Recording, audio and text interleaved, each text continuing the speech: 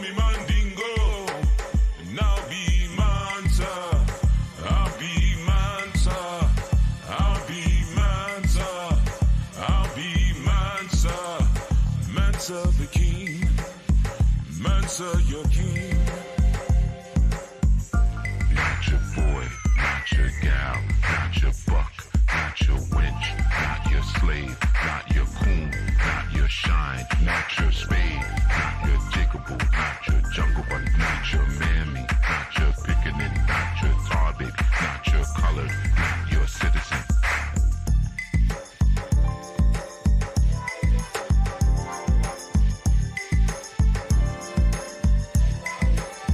You can't have my soul. They can't have my soul. Can't have my soul. Can't have my soul. They will bleed just like we. Don't you know you're royalty? 'Cause they don't want you to see. Don't you know you're royalty? They don't live in harmony.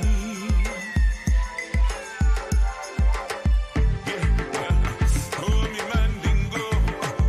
Call me Mandingo. Call me Mandingo. Hey, call me Mandingo. Call me Mandingo. Hey, hey, call me Mandingo. Call me Mandingo. Call me Mandingo. Call me Mandingo. I'll be Mansa.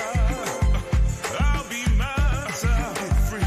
I'll be Mansa. Get free. I'll be Mansa. Get free. I'll be Mansa. Get free. Call me Mandingo. You can call me Mandingo. You can call me Mandingo. Get free. But I'll be Mansa. King, king, king, king, king.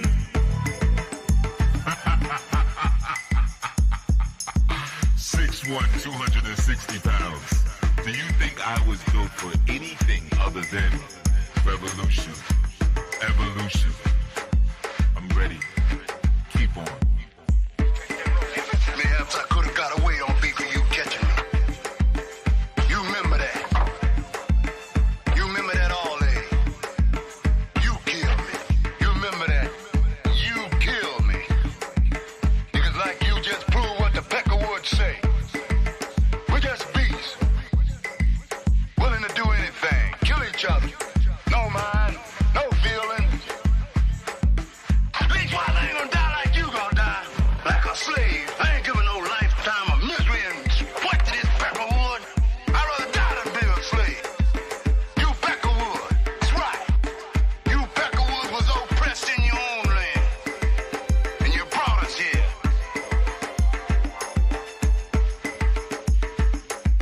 But now we here. And you just better know. This is just as much our land as it is yours. And after you hang me, kiss my ass. I'd rather die than be a slave.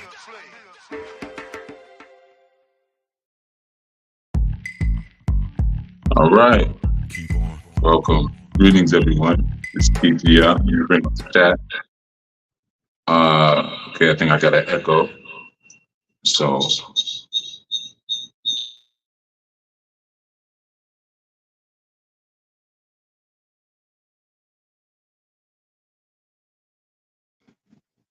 all right. My apologies. We got a little tech issue. 1 second.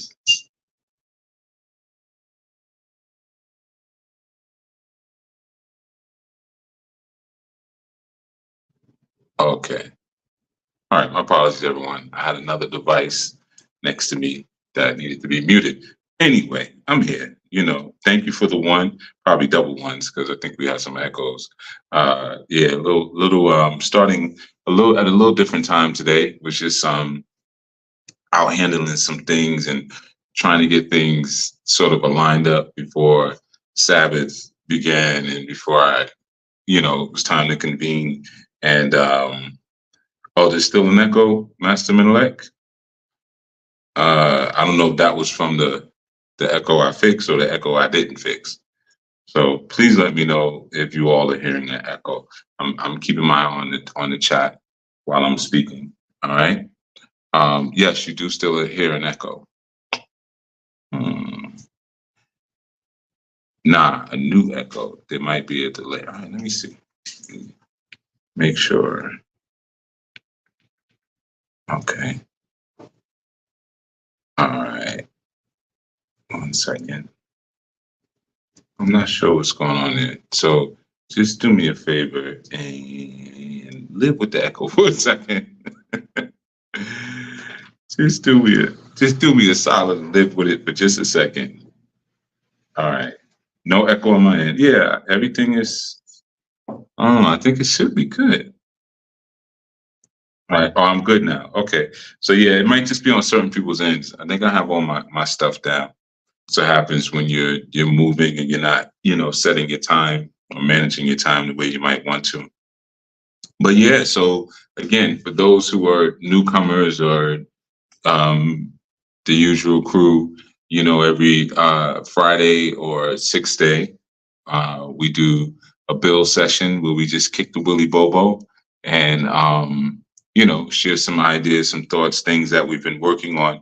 And I think it's always good. It was on your end, Master. I'm like, okay, cool. No need to apologize, man. Yeah, it's all good. But yeah, it's always good when we're able to drop some science into the space that's actually clear, coherent, and relevant. Sometimes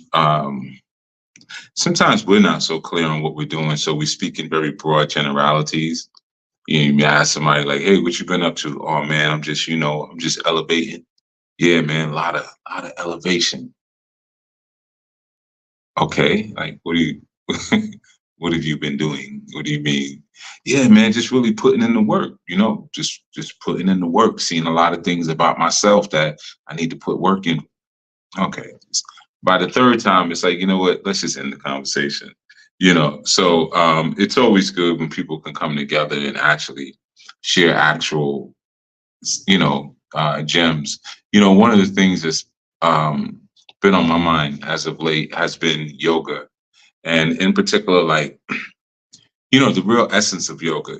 I know a lot of people who practice yoga, and it's a form that I've been exploring since forever. I started really playing with yoga when I was around 7, and I say play because it was fun for me. When you're young, you're hyper flexible, so it was like, this is just fun, you know. And then it became a tool that was very valuable as I got into other athletic endeavors, that required flexibility and internal, sort of strength, especially, when it comes to your ligaments and your joints and things like that. But that's not really what yoga is about. Like, that's just it's just the physical part of yoga, but all things that are internal express itself to the external. But unfortunately, sometimes when we start to learn things here in the West, we only learn the external, And I was really kind of pondering on yoga and just the aspects of yoga that really deal with integrity, because that's yoga it's essentially it's a path to the divine. That's what yoga is, right? So when you think about it, the flexibility that yoga calls for is like, can I flex and extend my true self into every situation that I'm in? It's just like, if you're doing a yoga pose and your form is bad, right? Then you're not naturally, your form is good. Like, you came out with good form. I think we were speaking about something recently. Might have been we had a movie night. Might have been movie night or something. And we were talking about babies and how babies move around. And I was saying that, well, really, babies, they exert a lot more athleticism than we do, because imagine moving around on all fours all the time. You exert a lot more energy on all fours. And sometimes they move so fast that you actually have to run to catch them.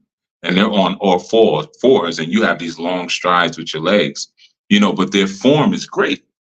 So they're able to be on all fours with no problem because they have great form, So there's a purity and there's an integrity that exists within that.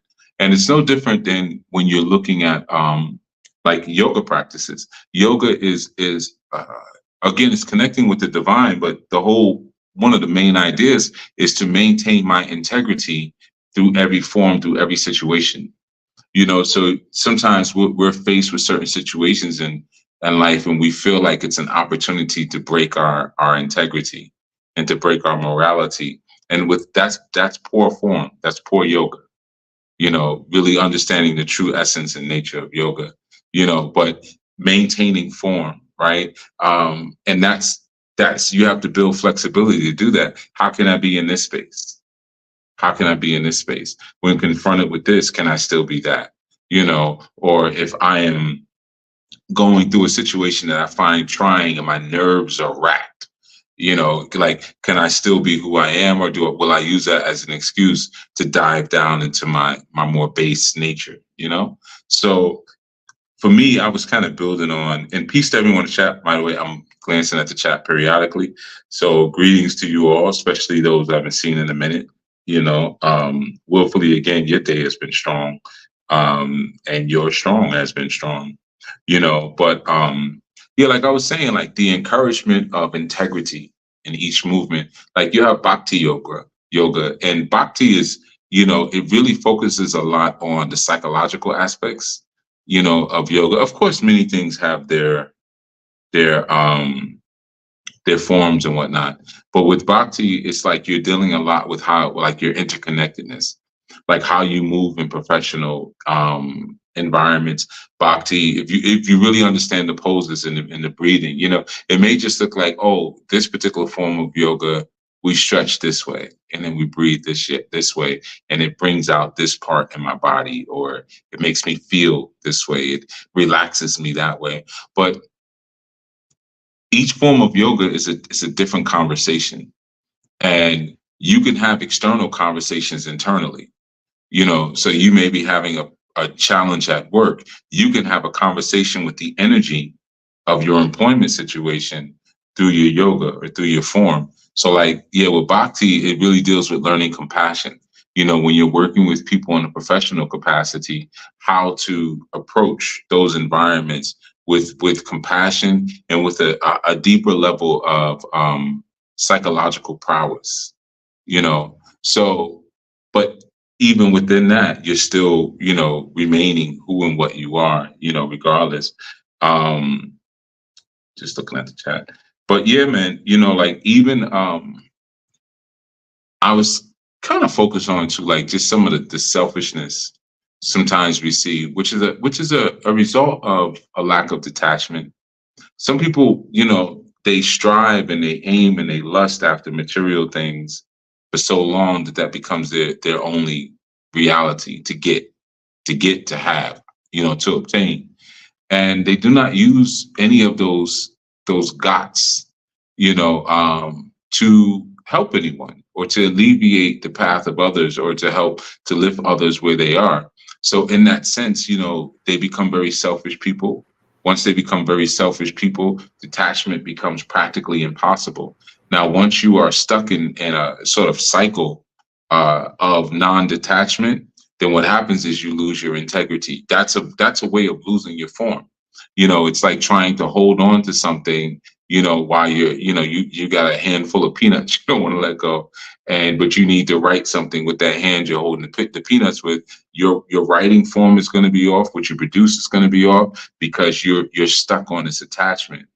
So selfishness is another way where you break the form of your yoga.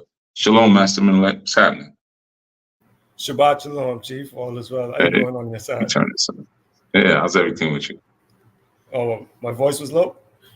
No, I had everything low because all the echoes. That was on me. Oh, okay. All right. Got the echo paranoia. That was me. Right. I actually had Everything off. I had two tabs open. That was the problem. It's all Yeah, good. but all is Yeah. well. But I'm thinking about the yoga piece because, as we know, Aki Kel, he's been giving us some workouts to do during the strong, and then planks. Yo, those planks. Just thinking about holding form throughout the entirety of the exercise, because that's one of the things that you might be tempted to like break. Just so that Sure. I need to do it for a minute. I got 15 seconds left, and your knees start buckling, and you're super tempted to just say, it's only 10 seconds. You know, I can Right. shave that off. What's the put that harm? on the back end. Yeah, what's the harm? Right. And then you shave off another 10, and then another 10. The next thing you know, it's a slippery slope. And you keep compromise after compromise. And we do that in terms of the integrity you were speaking about too. Like a lot of people think integrity is like these movies where you have this make or break moment where you're trying to save your family. And should I steal this money or not to save my family? You know, so you do this one big thing and then your integrity is gone. But it's usually like little chips, like it's chipped away at piece by piece. And then after a while, you don't even realize that this big chunk is gone. And it's like, no, I'm an honest dude. I'm an honest dude. It's like, yo, look at the people who you surround yourself with. Honest people, like they don't like honest people. Right. You know, they don't like righteous people. So at what point are you honest, or at what point are you righteous? Or even like what you were talking about with the corporate environment, it's a similar thing where they expect a certain level of loose morality for you to stay there. And I learned that being employed by companies where I'm supposed to be, I always get stuck in inventory. I don't know what. Like everybody was like, honest face. They're like, yeah, he won't steal. He's gonna count everything twice. Right. I put it in there, you know. So I've been stuck in there more times than I can count. And the last one I was at, when I came in, I was like, wait, so you mean to tell me y'all weren't counting this? How long were y'all doing? So, and accounts is on a different island. So what have y'all been telling accounts? Right. You know, but money was flowing.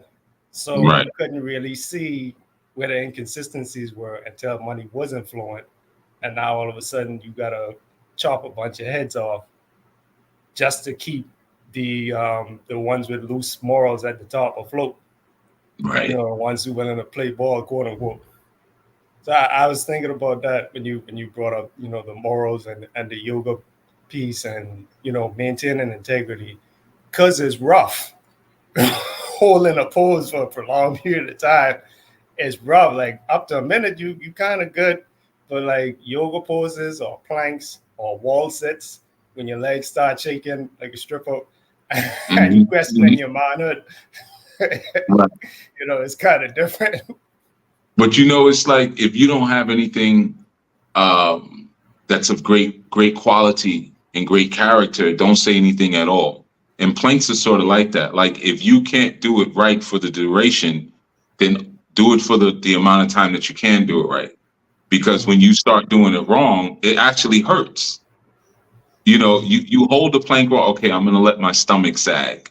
You know, I'm going to let my core sag a little more. Now you're going to get up, you're like, man, why is my lower back so stiff? Exactly. You know, just putting the emphasis on the wrong space, you know, or you hold it in the wrong way and now you put more on your shoulders. And you're like, I don't think it was supposed to feel like that, you know. So it's like, it's the same thing with character and integrity. You know, some people are people of few words, you know, and then and they're typically on point, but get them some liquor and let the tongue loosen up, and you hear all kind of foolishness come out of their mouth. And it's like, yeah, see, I'm better off with just a couple of words and then get out of the room, you know. Right.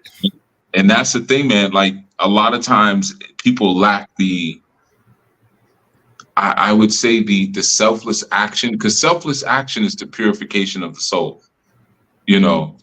And some people never get to that point. Like, you know, they do a lot of, like, you know, you're stuck in a meditative space. You're constantly meditating. Like you said, I meditate on me being a good guy, but I'm not performing any of the actions of such. So I'm living in this fantasy world. But if I was actually performing the actions, I would be purifying myself with each action. Each time I approach something with integrity, because it's a certain feeling.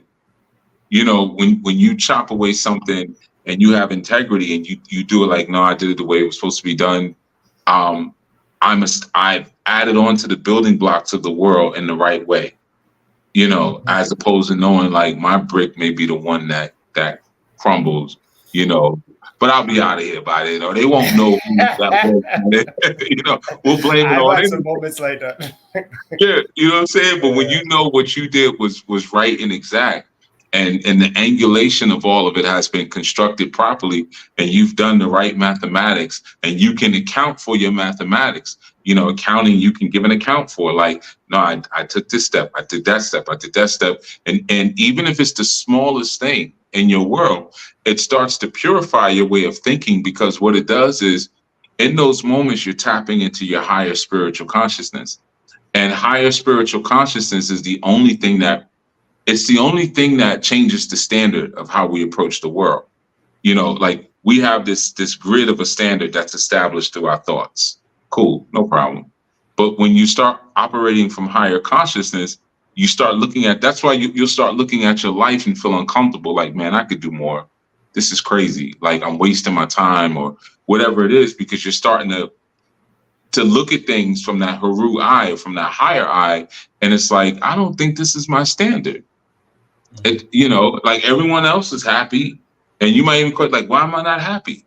You know, like, why does this standard why doesn't it feel like this is where I want to be or should be? You know, that's because you're coming from a higher consciousness at that point. And the way you purify that war inside of you is now applying it, you know, or acting with integrity. You know, and the more you act with integrity, the more that higher standard, or the standard that's brought on by that higher consciousness, now that becomes the base. And then there's a process that will happen again that will require a selfless perspective, and then it will change again, and it will change again. Right. You know. Yeah, I think one of the biggest stumbling blocks is thinking that you'll reach the final spot, like the final resting place, as opposed to thinking of it as a continuous journey. You know, like Right. you brought this up before, like, oh, well, how long is it going to take before I'm enlightened, or how long is it going to take before my life is right? You know, it's, I do that, I'll get this, right? You saying if I do this, I'll get that. Yeah. Right. You know, I think a lot of that is from school, honestly, from society too, but a lot of it is from school. You answer these questions, you get this grade. You get this grade, you get to move up. You move up past these grade levels. You go to college. You go to college, you get a good job. You get a good job. You get 2.5 kids and a dog with a white picket fence. Right. That's the dream. And you can retire with 401k, and then you die at 60, which is quote unquote a ripe old age. Right, and you're still young and chipper. At least you should be, you know. Right. But if you don't get that, then you're disgruntled. I did this, I did that, I did this and that, and look at my life. Right. What do I have to show for it? It's like, yo, these are the steps that you chose to take, but you took a prescribed method and you didn't want to deviate from that to examine the choices that you were making. Yeah, I think, you know, as a matter of fact, I'm going to read something. Oh, I saw. Okay, thank you. Steph Love, then I'll bring in El Karar. Steph Love says, I've been doing some yoga poses every morning for the past couple of weeks as I do the poses. I speak kind words to myself since I tend to get down on myself. It's been very helpful as far as being peaceful, grounded, and patient with myself and getting through my journey. Yeah, I mean, that's something I was just kind of like, it kind of, I saw that the comment, it flashed when you speak about like process, and people expected that, like, you notice like Steph Love didn't necessarily say, I'm going to do this for the rest of the summer and I expect to be this by the end of the summer. You know, It's like, no, this is just a process. I'm acknowledging my challenge. I get down on myself, and I'm acknowledging that this is bringing more groundedness, you know, these few poses or whatever. And that's the thing, like one of the most powerful things you can do, even outside of, like you said, you say kind words to yourself, even outside of that, is to speak universal truth when you're doing yoga poses. That's actually more powerful, because the things we may say kind to ourselves are based on culture. You know, like they tell someone who's 900 pounds, stand in front of the mirror and tell yourself you're beautiful. You're not beautiful. Come on, you're grotesque. Like, knock it off. You know what you did to yourself. Like, let's fix it. And the beauty doesn't come in you now being 130 pounds or 40 pounds. The beauty comes in the fact that you've decided to fix it. That's beautiful. Where now you got your wristbands and your headband, and you working out, you're doing everything. Like, that's when you're now beautiful. You're putting that warrior mode in, because it's the actual action with integrity. But it's the universal principles that you may cite that are the most powerful, in what you would do, even when you're doing yoga poses. So it's very powerful and valuable to find principles that speak. Like, if you get down on yourself, find the principles that address that and just use that. Because sometimes the kind words we may say may be a response to trauma. And that keeps the cycle of trauma, because we're now fighting the trauma as opposed to flowing with what we naturally, and organically are. What's up, El Kara? Peace, brother. Peace. Shabbat shalom, chief. Shabbat shalom, master. You know what I'm talking about? I think, people get hung up on the destination and not just go for the journey, you know what I'm talking about, or get on to the journey, we focus, it goes back to selfishness, where we focus on destination. If I get this, then I have this. If I get this, we don't look about what, we don't look forward, or we don't look towards, giving to others, because or pouring into others, like probably somebody did for us, because we had to go on that journey, and we didn't do it by ourselves, but we act like we did it by ourselves. Once we get to the destination, we act like, I did all this. Right. And you could do it. Like, I did it by myself, man, and you can do it too. Right. Exactly. And I think it's like what you always say, Chief, man, just go for the ride. Even I have to tell myself, man, because sometimes I want to get to the destination. It's like, man, just journey before destination. Just go on the journey. Just go for the ride. What I'm talking about? Don't worry about destination. Don't even think about destination. Just go for the ride. See the sights, see what's new, see what you can do, and things like that. But the point is to go for the ride. Like, I was talking to one of well, she ain't my granny, but friend of the family, known my peoples for years, and she that's one thing she was talking about, because she's about to be 90, and she was like, that's important. You always got to keep on moving. She said just that. Gotta keep on moving. If I went as old, I'll be out. I would go back and get jobs, so just so I keep on moving, so I ain't stuck outside like I am right now. Just I was like, yeah, you got to keep on growing, got to keep on moving. I was telling her, man, and so yeah, this is real on point, So I'm done. Yeah, no doubt, man. I mean, that's a powerful mantra. Keep on growing, keep on moving. Just that. You know what I'm saying? Because if you grow, you're going to change. If you move, you're going to acknowledge the very structure of the universe. The universe is always moving. So if you say, well, I ain't moving, you're a liar.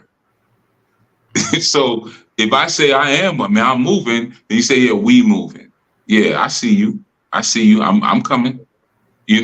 So that's a powerful mantra within itself. And I think, like, one of the things you're saying, man, it being about the path, which is powerful, because if we see our practices, whatever those practices are, if we see ourselves as like enlisted servicemen or servicewomen, it gets so much better for us, man, because if you approach your practice like a service, then it becomes a devotion.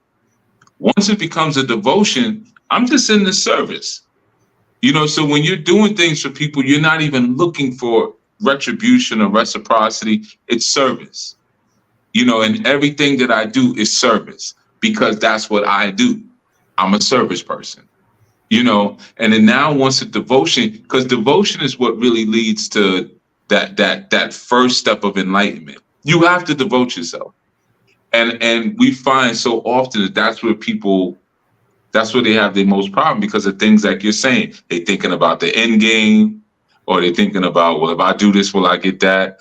Can you just devote yourself? Can you just say, you know what, I'm gonna be in service to this, and I'm gonna devote myself to this, and I recognize whatever this is. If this thing is humanity, if this thing is compassion, if this thing is, gentleness, I recognize that compassion, humanity, and gentleness existed before I walked the planet. So it's going to exist way after I'm gone. So I'm just going to devote myself to it and get into the groove of it. Now, once you do that, and don't even look at the end line and just say, this is my role, this is my service role, that's when all the smarts start to click off. Now you start to become like brilliant, darn near, just because you devoted yourself, Yeah. Mhm. Isaac. Peace. I was going to say something. I don't know if you want to jump in. And peace to you, Masterman Elect. Please, let me go ahead. Okay. Let me done. I was thinking about animal totems, Chief, when you brought that up in terms of the devotion. I had the opportunity, because I'm interested in beekeeping, and a friend of mine does it, but he also does extractions. So I went on 2 of them with him. The first one I was just in them, and then the second one I got to I had to vacuum, and I had to, because there was only space enough for one person. It was up in the ceiling, so I got to do most of it. No, thankfully, there was actually one that found its way into my bee suit. So I was like, why does he sound so close? I managed to grab him before he did the damage. But just thinking about how they move, because he was like, all right, once you get there, this is how they're going to behave. It's the level of predictability, because they're so obedient to their own nature. So you could sort of predict how they're going to move. But because of that predictability, you can rely on the service that they provide. They go out, they pollinate, they make this honey, they make this wax. But you can also predict what's going to happen if they're not around. You tell what's going to happen if they don't devote themselves to the note or what they're supposed to be doing. Or like Akiel was saying, changing up based on who you're around, or changing up based on whether or not you'll get to where you think you're supposed to be going faster. Well, if I change up, or if I loosen my morals or my integrity, I could get to my destination faster. Whereas the thing that you may consider a detour may actually be your next stop off point. But if you got tunnel vision, which is something I've been thinking about lately too. If you got that tunnel vision to where you can't look left or right, your eyes are so fixated on the spot you think you're supposed to be standing at that you can't really, you're not sensitive to anything until you get to that point. When I get to that point, then I'll look around. But other than that, I'm just looking straight. I've done that a lot. I still got a lot of that in me, where I start and I don't look left or right. Once I've started, it's like when I get to the end, then I'll worry about anything. If I hit my foot, I'll keep going. If I catch pneumonia, I'll crawl my way there, and then I'll go to the hospital once I'm done doing what I'm doing. Which is, it's not cool. But I was thinking about that when you brought up just that devotion to these virtues. Sure. Oh, I would also say, because you brought up, being the enlisted service. It's like, man, when in the military, I always get flustered because and you got all these dang on values, and you have to be embodiment of it, and I'll be like, you don't embody that. Like, yeah, I see that, and I believe that. I believe in having integrity, but I see, you just putting on the show because you're wearing the uniform. And then if I get you out of that uniform, you're gonna say something totally different. You know what I'm talking about? You're not really in service. You know, like you say you are. You know, and I think, you know, yeah, once you in service, you know, and you have that devotion, yeah, it all works out for you. You know, I was just thinking of, you know, as Master Mendel was talking about, you know, animals and whatnot. I was thinking, hey, a wolf is only concerned about being a wolf. You know, sometimes that's all you need. You know, that's what he's in service of, just being a wolf. He ain't trying to be no dang on bear or no alligator. He ain't trying to swim like an alligator. I think I can do this. I think I can go down. No, I'm gonna stay in my lane because that's what the Creator made me to do. So I'm a service and be the best wolf. I got a little wolf for me too, you know, something like that, you know. But yeah, you know, or you like, you know, accusation, you know, I wanna be a mighty king, you know. You know, it is what it is. I'm done. So, y'all, this makes me think of my own shortcomings. Of me, I would not like to get close to people for what you just started saying, Akio Kara. Saying, I see you saying one thing, but what you're saying doesn't match what's actually in your heart. And I know if I like start to devote myself to whatever cause or whatever it is, and then I start to see that these other people are not on the same road or are matching it, then it's like I have now just wasted my time. I've wasted my energy. I have wasted my effort. And now I'm just going to, it's like, there was this thing, it was like a church play. And we were all supposed to, you know, audition, go out, and they were talking about, we're going to give for the Lord. I'm like, all right, let's do it. Come to find out, they were charging people to get in. Well, who's getting the money? Where's that money going? Because I thought we were all doing this as a service. Somebody's not doing this as a service. So who was sitting in here lying? Who's collecting this check? And then now it's like, well, we ain't all doing the same thing. And then that was the thing when I even started to come into Anu. And I'm watching Chief, and I'm like, what is your angle, man? You breaking up, Aki Zach? Is he just breaking up for me? Or is it all y'all? I can hear him clearly. No, I hear him clearly too. Oh, he's okay. It's me. My bad. It's me. You must be in a remote location. Let me get it together. I'm watching him, and I'm like, what is your angle, man? Like, cause you see these cats who come online and they'll be like, you know, they start kicking this of what melanin dominant folks need to do, or you need to do this, or you need to go back to Africa. You got to do all of this other kind of stuff. But then there's an angle. There's an angle of, I'm accepting donations for a school. I'm accepting hit my Patreon. Yeah, right. You hit my Cash App, hit something. There's always an angle. Hit the Cash App. Or I'm trying to get access to as much vagina as possible. Like, there's always, and I was just sitting there, like, and it was I was a little off because not everybody, but I'm like, I can't. I'm like, I had to ask him, what is your angle? Like, what are you doing? Because for somebody to continuously devote themselves to their purpose, have people come in and still disrespect what somebody is doing, slander this person even though they have done nothing but give to them, do readings against them even though this person has spent countless and numerous hours of giving to this person. This person says, I don't read, so don't ask me to do anything. But now all of a sudden you're able to call out other people and what they're doing.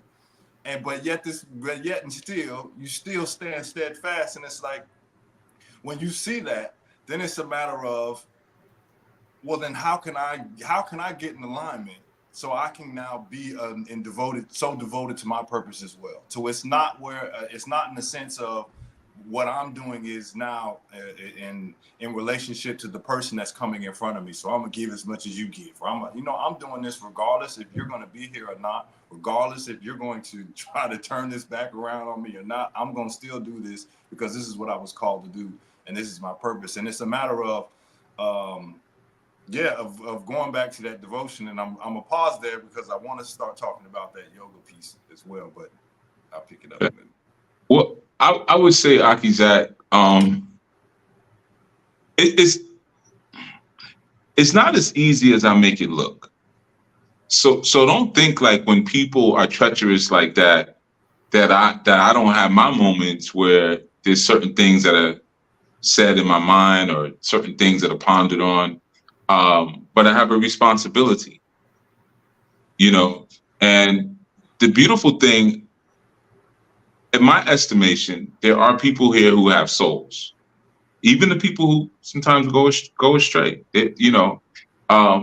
and the thing about a soul being within a human body is that it cannot unlearn anything that it's learned, even if it tries to pretend that it has. That's the really deep thing about it, because we're here to collect information and to explore and to learn. That's our primary call to order. So you can't erase what you've learned, And so when I see people sort of behave in the way that what you're describing, like, I mean, obviously some of us know who you're talking about. I feel bad for him.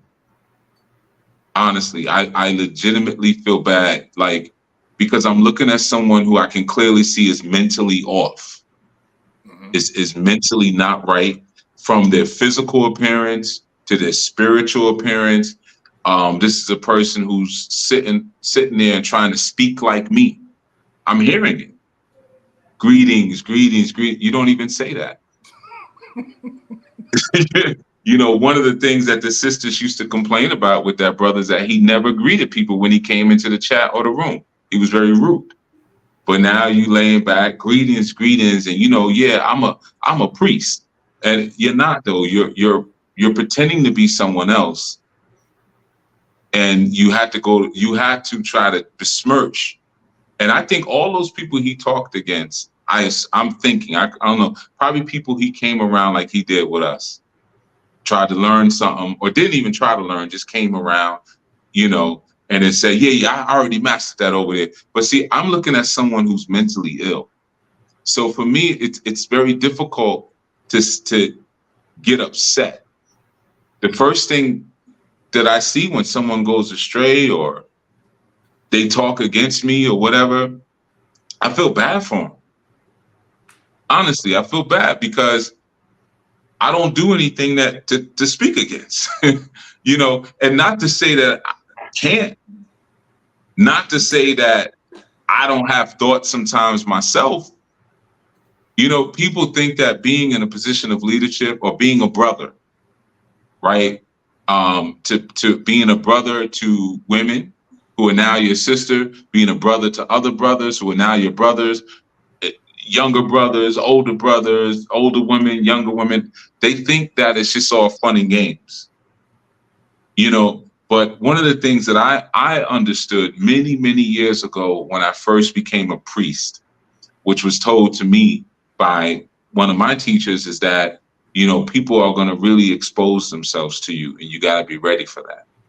And I remember years ago, this is so many years ago, when I was cutting hair in a barbershop, there was a young, well, he's older now, but he was a young brother at the time. He was being installed in the ministry. His father was a bishop of a big church in New York, and I used to cut his hair, and he was getting married. And I was like, yo, that's quick. You getting married? Like, who is she? Like, like, it's happened so fast. He was like, well, what happened was that before his ordination, his father and some of the elders brought him into the office and was like, listen, you're going to start traveling around the country and speaking, and you got to have a wife.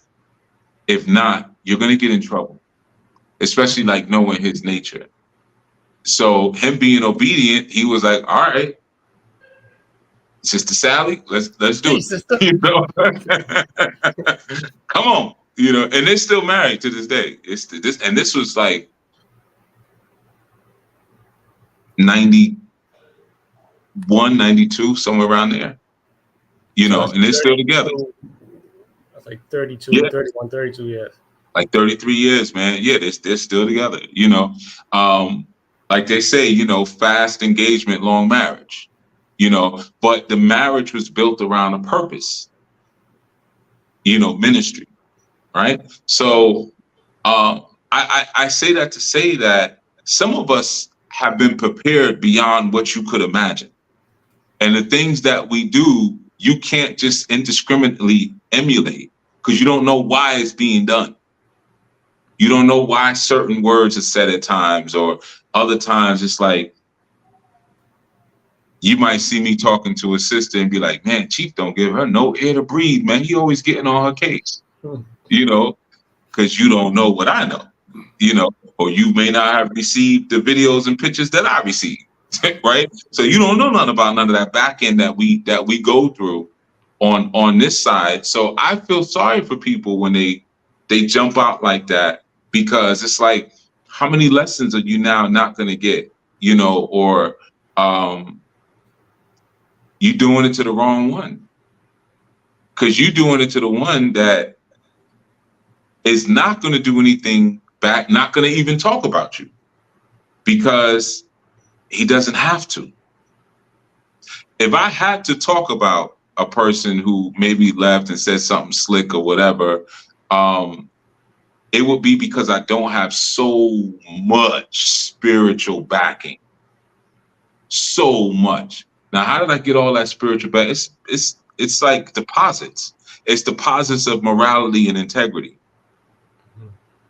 Every time I had someone in a vulnerable position, and I said, and the thought might have came through my head, you know, because one of the things that I think about a lot, believe it or not, is I think about like church pastors, because it seems like there's movies and stuff. You see all the drama with them, and I always think about like, man, how do these guys be having sex with their secretaries for so long? You know, it's always amazed me. I know a real life situation like that. I'm not going to get into details, but where a bishop was married and he was with his secretary, I mean, for like 40, 50 years.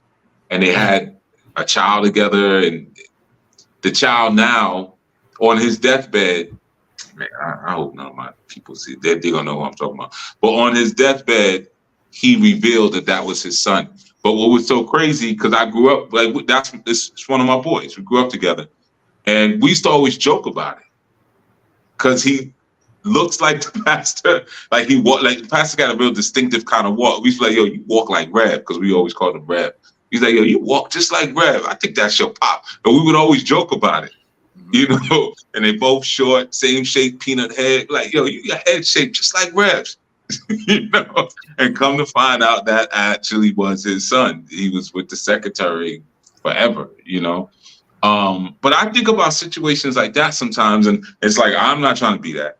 And I'm not trying to give that name to what we do here, which is one of the reasons, even when I went through no one here really even knows about my initiations.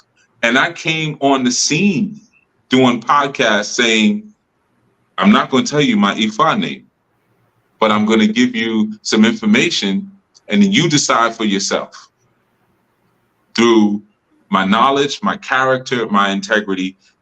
You call me I never started calling myself Chief. You listen to the segments. This is Haru Yuya Asan Anu. What I used to call it? Enlightenment. Was that enlightenment transformation or unleashing your inner Orisha? I wasn't saying this was Chief Yuya. I started using Chief Yuya. People were calling me Chief because I was like, everybody's messing up my name so damn bad. So I was like, can't mess. You know, it's like this. And then they were Chief Yayu. I'm like, oh. You know, I shortened it because, yeah, Haru Yuya, and sometimes in the beginning I was like, Haru Yuya Talib Asan Anu. That's my whole name. And I would say that in the beginning. I'm like, all right, I get it. You know, but it was like, let your work speak for you. You know, so if someone does something treacherous, and for me, I look at them like a crab. And I don't mean like a crab in the barrel. I mean like crab and shrimp and scallops and mussels. The Most High created them to filter out the junk from the planet. So if you look at that person's video and you can't see that there's something wrong with them mentally, which people didn't. I mean, there's likes and comments. Hearts on. Yeah, there's comments on it up. But there was also some guys that was like, yo, what's wrong with you? You know, like. But if you look at that and you not even knowing me at all or any of the other people he probably mentioned, and you listen to him and say, I mean, let's just keep it a buck. I'm not going to say much. This individual, I mean, I don't even know what I should say, because what he said was so crazy. It's like sickening to say out my mouth. The things that he said that I was involved in, like, it didn't even make logical sense. Like, I don't even want to say the people's names, but there were online celebrities who passed away, and he said I had a hand in it. These are people I don't even know. And then one of the people he said was competition. Like, I took out the competition. I have a tiny little channel. This is a person who gets talked about on TV shows and movies. He gets mentioned.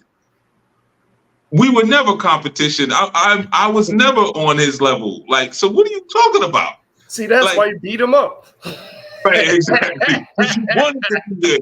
You know what I'm saying? Like, there's dudes at my, like, closer to, I know a couple of them because I talk to them. Like, but they don't even do what I do. Like, I got a brother I know, he does fitness videos. But he started doing fitness videos for people like over 50 and over 40. And he wrote a book, and he's, and he's got a cool channel, like, but he struggles. He's still got way more views than me, but he's like, yeah, it's hard. You know what I mean? The people we're not even in the same lane. You know what I mean? And even the people he said, I'm like, the person he was talking about talks about relationships. Like, what are you talking about? But he's off. He's mentally off. And I could go down the reasons why. Clearly no strong father figure, because he was always emoting a lot of toxic femininity. Even when he was in this space, he clearly always had an issue with women. He was bringing women in here random, and having his way with them. And then like, well, I didn't tell her to join Anu. I didn't tell her to come in. Well, how could you be with someone and not have her come into your community? That shows the foulness in you. This was the same person who said at one point, I didn't know nothing about Yah. I didn't know nothing about Yah until I heard Chief say it. To be honest with you, I didn't know about Yah and none of that stuff, about being a Hebrew. The Chief said it. But then you doing a video calling yourself Hebraic and speaking about the scriptures. I always talked about the scriptures. You can't even pronounce the word scriptures. So it's like, I kind of feel like it's almost like a Jaguar Wright situation, where it's like people are like, well, ain't nobody saying nothing back, so she must be right. No, there's some people who might be looking at her like, man, that poor Jaguar, she done lost her damn mind. People are forgetting, like, when she came out and started doing all these exposés, it was coupled with this when her son got killed. And then she came out, like, F it. No one ever put together, maybe this is a grieving mother, and she snapped. So in the same instance, this guy, I'm looking at something happened to you. But if you have been really in this community and applying the principles of this community and studying the information and implementing it, you would not have snapped. So that's why I say, like, it's always deep, because people may look from the outside and be like, oh, look, that person left. Or look, you don't know the struggles we be having with some of these people when they're in the community. Because when we get on YouTube and stuff, we're not going to embarrass nobody. We're going to make people look good. But you have no idea some of the madness that goes on. But once everybody's on YouTube, it's like, hey, Shabbat Shalom, brother. Yeah, I mean, it's all good. So then when they leave, you're like, they was around for a long time. No, we were struggling with that person for a long time. That's what it was. We were struggling for a long time. We just didn't let y'all know, because we're not going to humiliate anyone. So like I said, like you wonder, like, how do you keep it pushing or whatever? I be feeling bad for people, man. I really do. And that's not me trying to sound cool, or it's none of that, man. I'm just like, I have had kind people in my life, and I haven't had that many, but I have had kind people in my life, and I have always felt bad. Let's say, like, when some of those people may have transitioned, And I thought about like, man, I remember maybe there was a day they called me. I didn't feel like talking. So I didn't return the call. And now you'd be like, man, are they somewhere now knowing that? Because they didn't know it before. Like now do they have the ability to go back to the future? And they know all the times I looked at phones like, not now, bro. You know, I think They about show it on something the like that. flashbacks, but that's the one they show. Of all the Right, moments he had, he show that one. They pause on that. That's my man, Chief. That's what I know. He praying for me, and they're like, "Yeah, go back to run the real." Oh, really? You know what I'm saying? I'll be thinking about stuff like that, and so it's like if somebody flips out what I know, it's like, man, you must be really messed up because all you get here is love. We got people who come in, they've never been brotherly. Never been brotherly. Never lifted their finger to do something for another person. Immediately, hey, Aki so-and-so, we immediately call you brother. Or if it's a woman, hey, Akoti so-and-so, we immediately embrace you as family. We got people in here who have never parented correctly. They come in here, hey, Baba so-and-so, hey, Ima, so we immediately give you the honorific titles, mother, father, brother, sister. It doesn't mean that you're doing those things, but we're trying to speak the highest thing into you. But some folks, man, they just want hell. They just want hell, and they have to make you evil in order to build up enough energy to do the evil that they want to do. So they'll make up something. So like he was saying, oh, he been spiritually attacking me. If that was the case, you'd be out of here. Like, let's keep it a buck. You don't have any spiritual power because you don't have any integrity. Like, you don't have spiritual power. If that was the case, you've been gone already. No, and why would I attack anyone? Like, my life is dope. I'll give you one. And I wasn't even going to talk about Zach, but you, man, you know what you did. I've been cool. I've been cool. He keep bringing it up. I'm trying to like, you sure you want to get something off your chest? Come on, but I still ain't saying no names. I'm still, you know what I'm saying? But this is the thing that caught me when he was like, "Oh, Chief got those women under a spell." No, I'm not a jackass. That's it. When you're a rude jackass with no integrity, who's over emotional and hypersensitive and can't even speak to women, or if a woman asks you a question like, so hey, what do you bring to the table? And this is the first time y'all know the conversation I'm talking about, and this is the first time you ever spoke to the woman and she said it to you softly and you flip out on her, then yeah, it might be hard for you to keep a long-term relationship or to have multiple women. I don't have to do magic to keep women.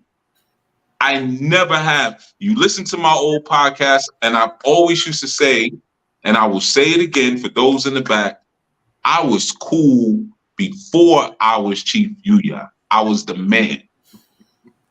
Who do you know could buy a barbershop at 17 years old? Come on, let's really chop it up for a second. Who do you know at 15 years old was signed to MCA Records? At 15, in a music studio with professionals doing professional production and then having to go to high school the next day, but had the tour jacket on for some of the biggest tours in R&B back then, and coming to high school with the jacket on and sometimes riding the motorcycle to high school. Who did you know in 11th grade was riding a motorcycle to high school? Pulling up to the high school with a katana or a Kawasaki Ninja that was theirs. He got 2 motorcycles? Yeah. I bought the katana first. I was like, I wasn't really feeling it because it didn't have the torque that I wanted. Then I copped the Ninja. Before 12, who do you know graduated high school years early because they were just that smart? But was still cool, still had the biggest jewelry in high school, still was cutting hair in barbershop, still was making me. My man, I've been that dude. We You won't even get into the boxing and the fighting and all that other stuff that just, and bouncing in clubs and then I'm on stage playing music. All that stuff is a panty dropper. I'm sorry, I don't normally talk like this, but that was the thing that was like, what? Because I'm like, if I had women under a spell, I'd probably have more. Like, you don't think they'd be leaving, or they'd be like, man, I'm sick of this, and that, you know what I'm saying? Like, I'll be losing women. You know what I'm saying? Like, if I had them under a spell, like some of the headache I'd be having to go through. You see how gray I got overnight? You know what I'm saying? And my life was just that easy, and I was just sitting there chopping up chickens in a basement somewhere, man. I'd be looking a whole lot. Hell, I would do a spell so I wouldn't look like a plus size model. I get back to my younger when my drink was flat. You know what I'm saying? All this was all angular. If I was doing like, come on, man. Like I don't really want to go off because I don't want to feel like I'm making fun of this, because I really feel like this person is having a mental episode. But that was one thing that was said. I was like, under a spell. No, I'm just not an a-hole. That's all. And I am what I say I am. So you can ask my women, they'll ask you, hey man, has he ever held your hands and looked at you in the eyes and said, I love you? They'll be like, no.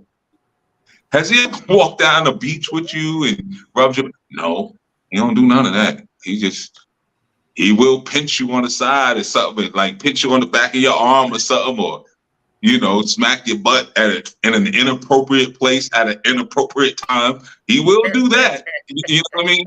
Yes, he will do that. Have you ever gone over the place and there was women's lingerie in place? Yeah. Sometimes I've done his laundry, and there was other women's stuff, and they probably left in there so I could, yeah, all that. I never claimed, you know, like it's if I had to do a whole series on building a divine family, why didn't I just give you a ritual? Yo, light this candle, put this on it, boom, boom, boom, boom, boom, meditate on it, and then whack off over top of it. You'll have all the women you could ever imagine. And none of to keep up. Yeah, you know how many people would tune in for that and be like, yeah, that's how you do it.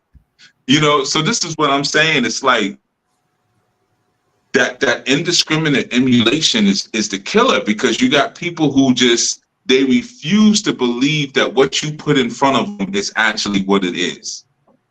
And they're like, nah, you're holding back something from me. You're not telling me the whole truth. And for me, I really feel bad for people like that, because I know it usually is some sort of emotional, psychological break before you come to any level of your senses. And I don't want to see that for anybody. I don't. Like I said, I could have went under that person's video or went there live and been like, you're lying. You did not travel the world doing philanthropic work. You are not an Ifa priest. I don't care what initiate. Let's battle with Ifa. And you're mispronouncing the Odus. I could have embarrassed them. You're not even saying the Ibas correctly. You're not even pronouncing the words right. But then why would I do that? I'm looking at this person like, oh my goodness, what's wrong with you? While he may be kicking my back, I'm like, I don't care about none of that. I don't care about nothing. I'm like, what the heck happened? You try to shoot your gun at heaven. That's how I'm looking at your bullets. Not even, man, you ain't touching me. You thought that don't touch me. I'm like, oh my goodness, what's wrong with you to think that you could shoot up into heaven? I feel bad. So that's the things that I know. I went on a rampage. But that's what you was doing anyway. That's what you want. That's what you want. Tupac's back. You know what I'm saying? You know. But yeah, man. People like I just feel bad for them, man. I knew it's such a beautiful thing, and it's such a difficult thing because of who it attracts, and because of I would say the spiritual diversity of the people who are in Anu. It's a very welcoming space. You know, But then you may not realize with all that welcoming, there is still expectation. It's not like church where you can just sit in the back and people leave you alone. Mm-hmm. If you sit in the back, somebody's going to say, why are you sitting in the back? What's up with you? And then if you start talking and you keep deflecting, at some point, somebody's going to say, this is what I noticed about you. And they're going to be right because of the teachings that we're all diving into. Then you're going to feel uncomfortable. And if you're uncomfortable with feeling uncomfortable, this is not going to work with you. I'm comfortable with feeling uncomfortable. And I try to get everyone else to that space as well. You know, but yeah, man, we don't do this for them. We do this for the service, Akizak. So it's like, yeah, you might look at other people and say like, man, you're not really what you said you were, but whoever is, right? Like, where do I live? Who are my wives? Who are my children? You see, what's my favorite meal to eat? What did I eat this morning? Where am I? You know what I'm saying? Even now, right? So it's like, I'm not here. It's kind of like I was talking about that earlier with Martin Lawrence, when everybody's speculating that he had a stroke, and he's saying I'm perfectly fine, leave me alone, nothing's wrong with me. Clearly, there's something wrong with him, but it's none of your business.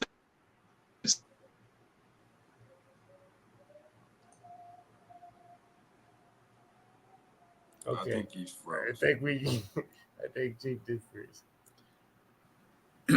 Yeah, man. I was wondering, is that a result of someone who is stuck in the destination of I want to be this, so I'm going to try to skip all the steps and just jump straight to this. And everyone who's trying to get me to acknowledge the steps, I'm going to try to burn bridges with them and distance myself from them. You know what? I think it's also in alignment with one who wants to posture themselves as an authoritative figure. And when I have to now sit and listen to somebody telling me, you back. I think you're back, Chief. Tupac Pop. Yeah, I'm back. That's shit. That ain't Tupac. Yeah, but I was just saying, like with Martin Lawrence, it's like, I was like, hold on, let me talk to you for a second. Like, there will only be one. You know, you got to put the wind at your back. He did the whole scene Juice. You know, but go out in the plains if you have to. But it's like, it's none of your business. Like Martin Lawrence has decided, what I'm going to pour out for you is my wit, my genius, my comedy. What my doctor said this morning is not what I want to give you. What does that have to do with why you actually appreciate me? You know, and what I have found in this work, and this is good for all of y'all to listen. If you ever find yourself in a position where you're doing something similar, where you're helping people sometimes through their sicknesses, they end up having to expose. Sometimes they self-expose, or sometimes you expose them. And if they lack humility, over time, they'll feel very uncomfortable with feeling so exposed. Even though they came to you for help. You didn't come to them, they came to you for help. So then they'll start feeling like, well, I want to know something about you. I want to know where you messed up in life. Or they'll assume and apply it to you and see how you respond or react to that because they feel exposed. And that's an important one that I'm telling you, any of you who ever work with people, I learned that lesson early on in my career. And I'm going to tell you how I learned the lesson. When I was a youth pastor, I was extremely young when I discovered that I could speak. I didn't know I could speak. You know, it just came together. And it was like everyone, oh my God, like I didn't speak much. So it was like, it happened fast. So it wasn't like a thing where I was sitting back like one day I'm going to be, it happened really, really fast. And what I discovered, or what I thought about, was if I commingle, this started with girls. You know, church got the baddest girl. Well, really, the conscious community got the baddest girls. But when you were a young teenager, church girls, you know, you never usually see girls your age and like dressed like grown women. You know, when they're in church, they dress. You're like, oh, you know. So all these very attractive young ladies. I'm a young man, and you know, and I made a pact with myself that I would never mess with a church girl because I knew how I was in the sense that most of the time, especially back then, when young ladies would meet me, they would think one thing. They spent a little time with me. And it was always like, I didn't know you was like this. Like, you know, like, oh, well, I ain't dark enough to act like that. You know, I ain't dark enough to have all these razors and guns. I know that's what you thought you found yourself. So no, you know, you know, and it would always turn out the same way. Like, oh, like, why you was on, you know, on the, my aunt said she drove by. It was 12 o'clock at night. You was on the corner with something. Why you was out there? You know, what you think? These suits are expensive for church. Right? You know, so yeah, man. So I had to make the decision that if I dealt with these young ladies, well, I couldn't deal with these young ladies because then they wouldn't respect me. And I made the decision that ministry was more important to me at that time. Ministry was more important than whatever affections I would have gotten from them. So I had a hard set rule. I don't mess with no church girls. So if I, like all my girlfriends were like next state over or, you know, just far away and didn't know me as Brother Yusuf. You know, and I've even done that in Anu, believe it or not. Some of the women in my harem did not meet me, as Chief Yuya. They found out about that later. You know, so the whole science there was just focus on ministry, and I would speak against ministry dating. You know, sometimes you meet someone's like, damn, they're gorgeous, and I could bring them to the faith, but you really focus on damn, they're gorgeous. So having that mindset from back then, my thing has always been about how I present myself, how I treat people, the life that I live. I don't want to do anything that's going to make you say, man, F that, I ain't listening to him. Because I may have something to tell you to save your life. And you might be like, nah. And that might be the night you needed to hear it, but you ain't going to hear it from me. I have had, before the age of 19, I had 2 friends killed point blank in front of me. Point blank. I mean, blood on me, pieces of skull and brain on my jeans. Like, so I mean, in front of me. So from that age early on, I always had this thing. In everything that I taught, even if you listen to the way that I teach, listen to old podcasts, I would always say, I want to give you something that you can take home today. Yeah. I always would say that. When I was teaching martial arts, I would always say the same thing. You know, all right, we're going to skip all the extra pretty stuff. I'm going to give you something basic. Boom. This is called a flying fingers. You know what you use this for? To poke somebody in the eye. That's all you need to know. Good night. And I swear I used to teach like, this is how you get a groin shot and don't miss the groin. And this is how you poke a person in the eyes. And I would just have students first night just practice. Oh, y'all going to practice is that. That's it. You can poke somebody in the eye. You can beat anybody. Because I don't know if you're going to make it to tomorrow. Because that's the life that I have lived. You see? So when I say, yeah, I feel bad for you if you say something about, because I know I ain't do nothing to you. I know that. Because I wake up every day like, okay, even down to, oh, we got to do a live. What are you going to wear? You already had this on. You can't wear that. You know, I stopped wearing my fronts. I wear fronts all the time. But people will be like, oh, Chief got the fronts. And y'all will be distracted by, Chief, I see you got the fronts. What does that mean spiritually? All right, take them out. Now you just look at my ugly ass face. Don't worry about nothing else. You see what I'm saying? So, you know what I'm saying? So I think about all those things that, again, like I said, there are nuances that go into leadership that people don't even think about. They don't even know. You know, why don't you ever do videos, Chief, holding the phone while you're walking around your house? Because you'll get distracted. Or you might see two sisters cooking me a meal, and then you'll think it's all about that. Or you might just see one bad sister reading a book, and you think it's all about. Or you might just see something in my house and be like, "Oh, that's nice. I want that. You know, if I do this ritual, can I get that?" So no, you're gonna get a plain white background, a plain black shirt, or a plain black background and a plain white shirt. That's it. Nothing special, nothing extra, because I need you to listen to what I'm saying. You see, now that goes to what Akisak and Master were saying about removing self out of it. It's not about you. We are supposed to be out here saving lives, man. Our brothers and sisters are, God, man, we in bad shape out here, man. We are in bad shape. You know, I love reading Genesis, but there's a part of me that doesn't like reading about the Garden of Eden. Because it's like,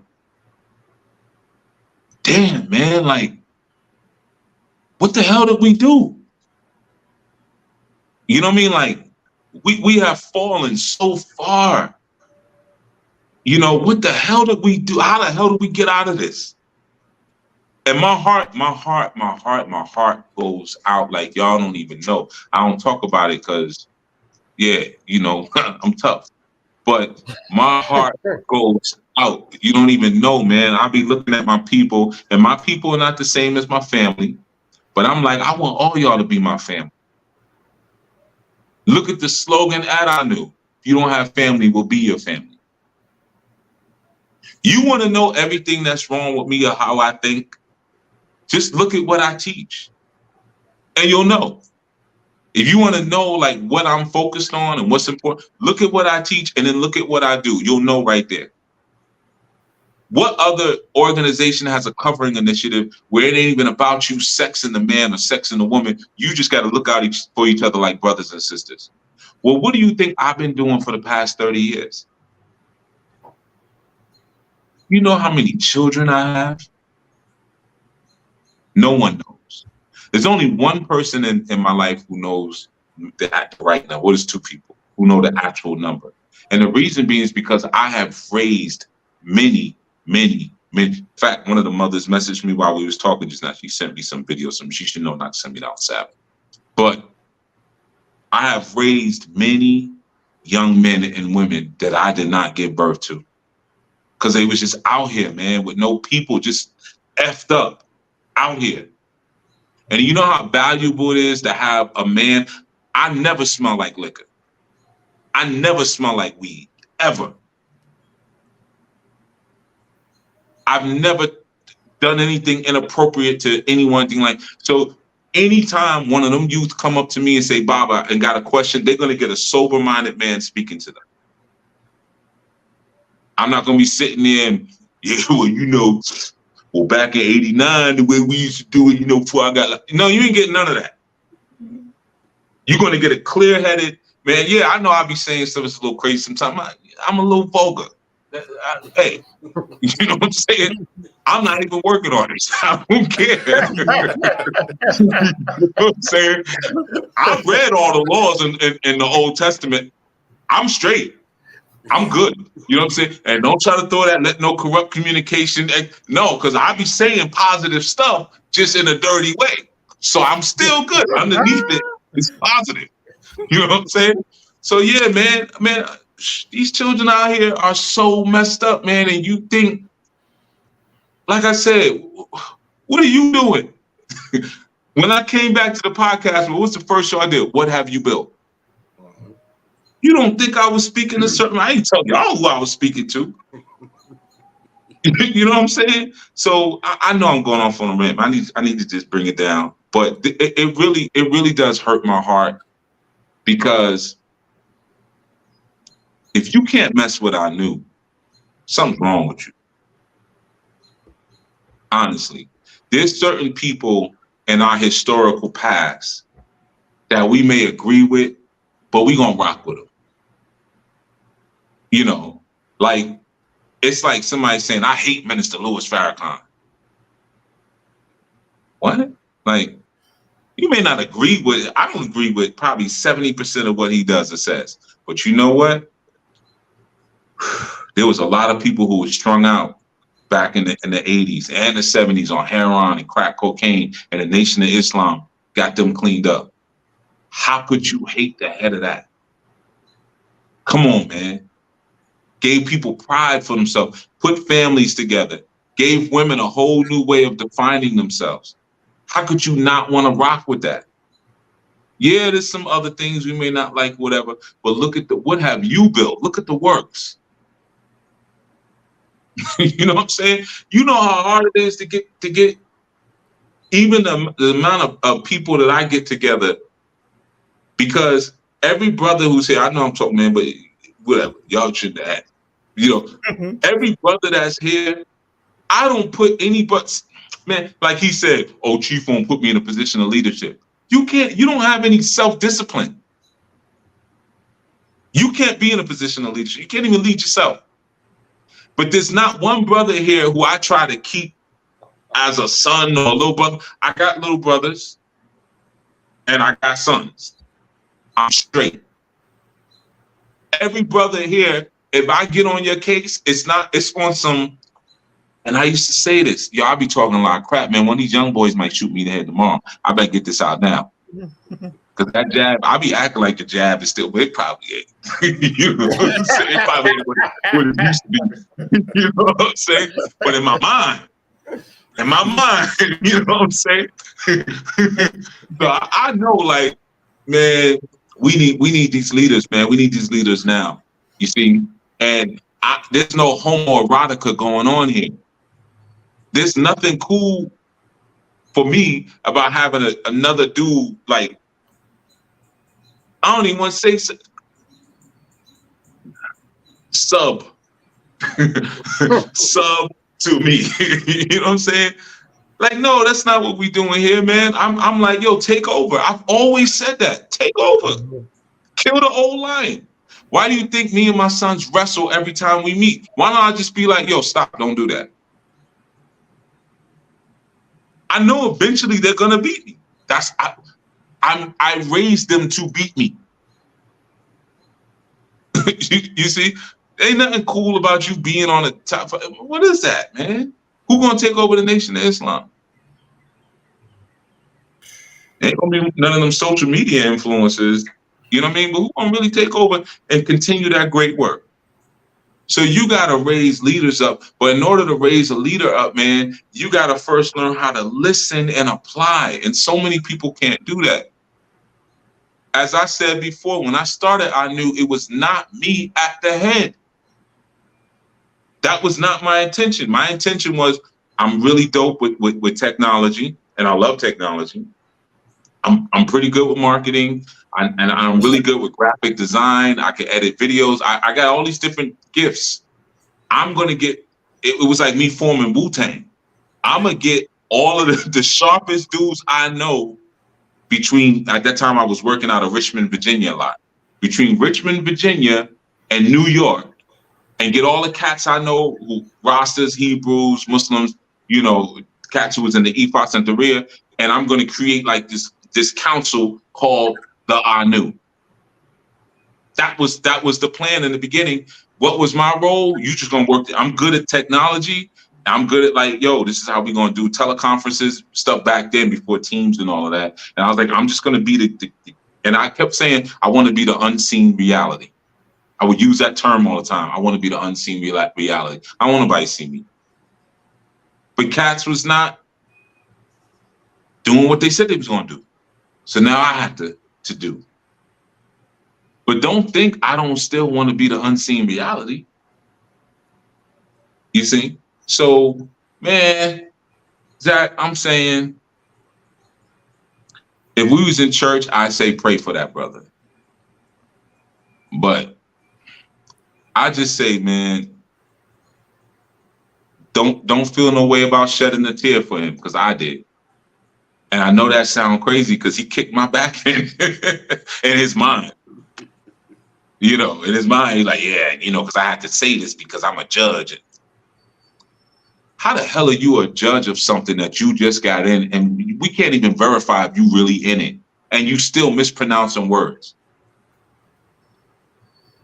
Come on, man. You sound, I don't want to get, people have breakdowns. And in my mind, I'm like, well, he was in the military, man. Who knows what happened? You know what I mean? Like, because he don't think right. And I feel bad for him. And one of the reasons, because I know nobody else feels it right now, but I feel like he's a beautiful brother. I always have. And I've always appreciated his insight.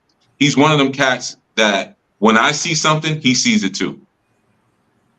You know, Menelek is like that, Zach is like that, and I've appreciated about them brothers. Sometimes I don't appreciate it because sometimes like I see stuff and I'm like, I hope nobody else is seeing this. But Zach would be like, yeah, because you know, such and such. Oh, here we go. You know what I'm saying? And then Menelek will say something witty and it's like, oh, they see it too. I only say it if Zach brings it up. I'm usually. I know, and he will bring it up. Cat's out the bag. Zach will be thinking of his joke.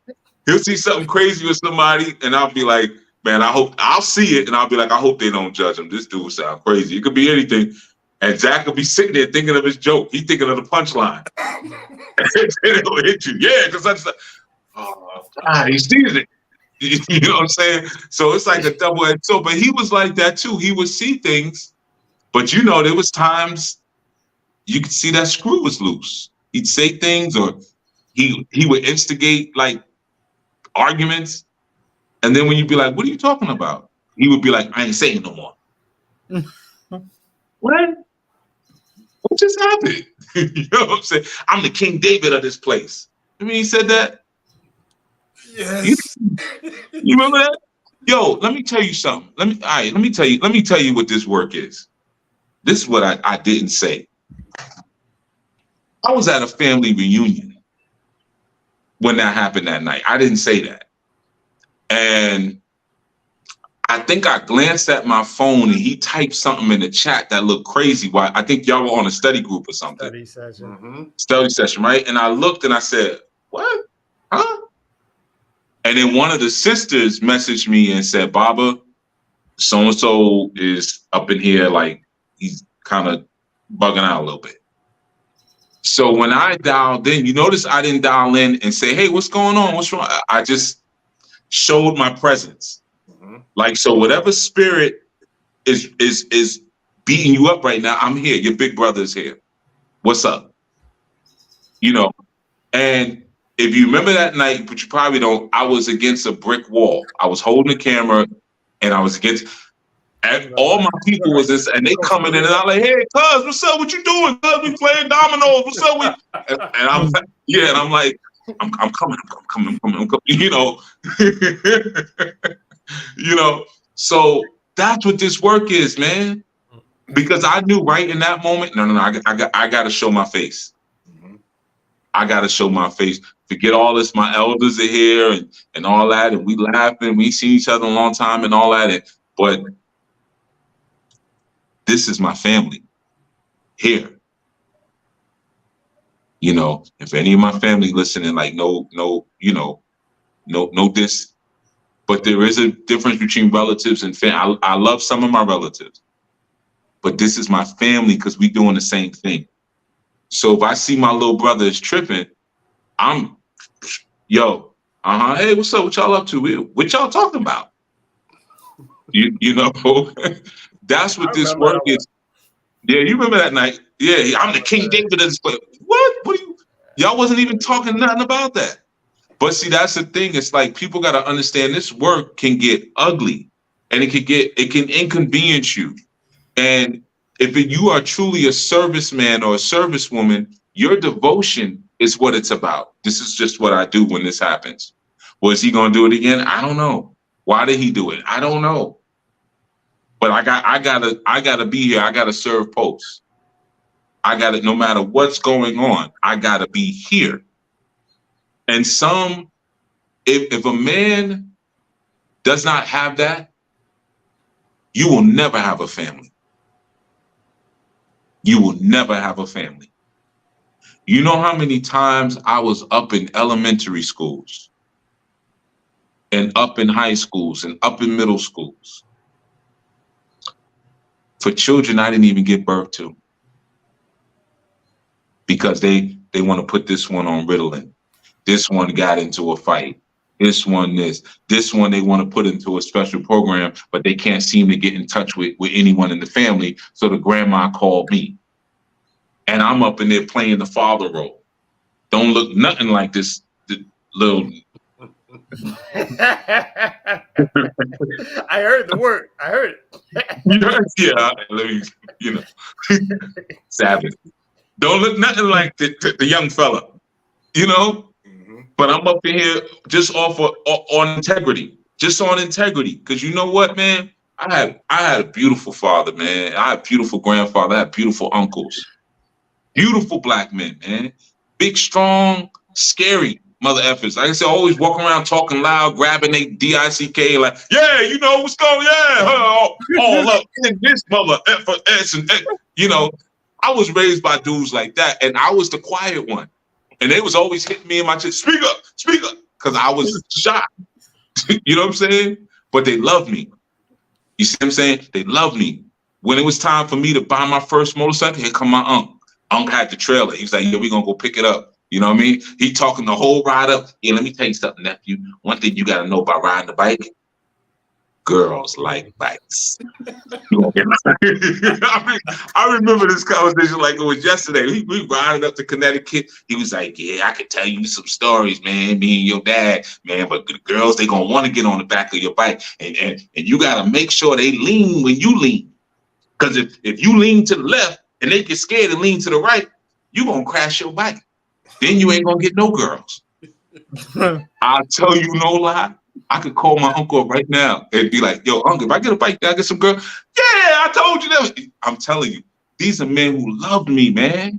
They loved me. So I want to give some of that because I know a lot of cats. I hear Menelek talk about it. He uses the term my old man. He talks about his pops. You see, I know what that means to bring your father up. You see, you hear me talking about grandfathers, fathers, big brothers. You know what I'm saying? Our big brothers wasn't beautiful. They was just freaking brawlers. I don't even know how they had children. Like girls used to like, they cute. We mean they cute. They keep beating everybody up, including me. And we related.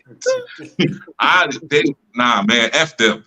But my uncle's going up a couple generations, but you know, man, they was the bullies of the neighborhood. You know what I'm saying? But here I am, my quiet self, coming along with a guitar. Like in the wrong family, like who is that one? And then what makes it worse is I'm the lightest one in my family. So it really was like, yeah, he definitely ain't one of ours. You know what I'm saying? Look at, we all got scarred up knuckles, you know? So this is what I'm saying, man. I want my brothers and sisters to be able to sit back. I want our children to laugh at us. You can't have that without stability, man. You can't have that. But it's like I'm sitting there, remember this and thinking about my uncle had a Jerry curl long time. I gotta whisper it. It's like, it's somber. He had that Jerry curl. I remember when I had my locks and my uncle was like, he was like, yeah, you know, they do. And I'm like, why are you talking? I was giving a sister some advice about, yeah, you could use aloe vera and apple cider vinegar to clean the gunk out. So we lock talk. He's like, well, you know, I get my hair done with rollers. He said, yeah, they put rollers in my hair. Oh, stop talking. I know. He's like, yeah, put the rollers in my head, and that's when they put the Jerry curl in. But my uncle, let me tell you something about my uncle. I could call him any of my siblings right now. He was the black Quagmire. You know Quagmire from Family Guy? That's my uncle, man. He was the only man and the first man back in the days I ever met who had a waterbed. He had a waterbed. Big, a round one, like Austin Powers. I tell you no lie. And he used to get crazy women, and I didn't get it because he had a Jerry curl. He looked like Ready for the World. You probably don't know that group. Let Me Love You Down, Oh Sheila. He looked like one of them cats. Crazy Jerk. Remember the Diesel dudes from Crush Groovin'? Groovy Lou and them? Lisa, because my uncle is a martial artist. He's Diesel, martial arts, karate. He looked like one of them Lisa and Caught Jam dudes. He looked like one of them. Straight up. Straight. If I show you a picture right now, you'd be like, he do look like the dude from Caught Jam. But women love them, man. These are the dudes who raised me, man. They gave me a lot of tips, man, and they still give me tips. My uncle got on me the other day about detangling my my ties. You know, when you tying a motorcycle down, and I had a bunch of them in a duffel bag. He was like, "You better detangle those things." I was like, "I'm gonna get to it, but I just untangle them when I need to use them." You never know if you got to tie something down in the dark. If you think of that, he talking to me like I'm dumb. I'm cheap, y'all. But to him, I'm just, because mom calls me killer. To him, I'm just killer. Killer. I'm trying to tell you. See, you got you. That's how you and your cousin are. Y'all don't listen. My cousin, his son looks like Morgan Freeman. He got gray hair, like we all old now. You still talking to us like we children, but you got to take it. That's the beauty of the men who raised me, man. So I'm just saying, I know this was a long diatribe, man, but that's why when I tell you I feel bad for him, because that's what he's turning. And anybody who leaves, that's what you're turning your back on, man. Love, soul. We got soul. You can't come up in our new lion and think we're gonna live off the logistics of what you're saying. You didn't catch me. I feel you. Your vibration off. We're gonna talk about your vibration. I don't need to see nothing. Because if I love you and you my family, I ain't gotta wait for proof. By the time I get proof, you might be dead. Mm-hmm.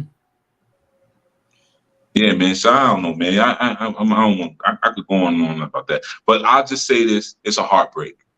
And I play it off because I don't want y'all to get upset. You see? So if you knew sometimes how much that stuff upsets me, not upsets me like, oh, you did this to me. I'm looking at another soldier, a fallen soldier. And some of these people never gave themselves the chance. They never even tried.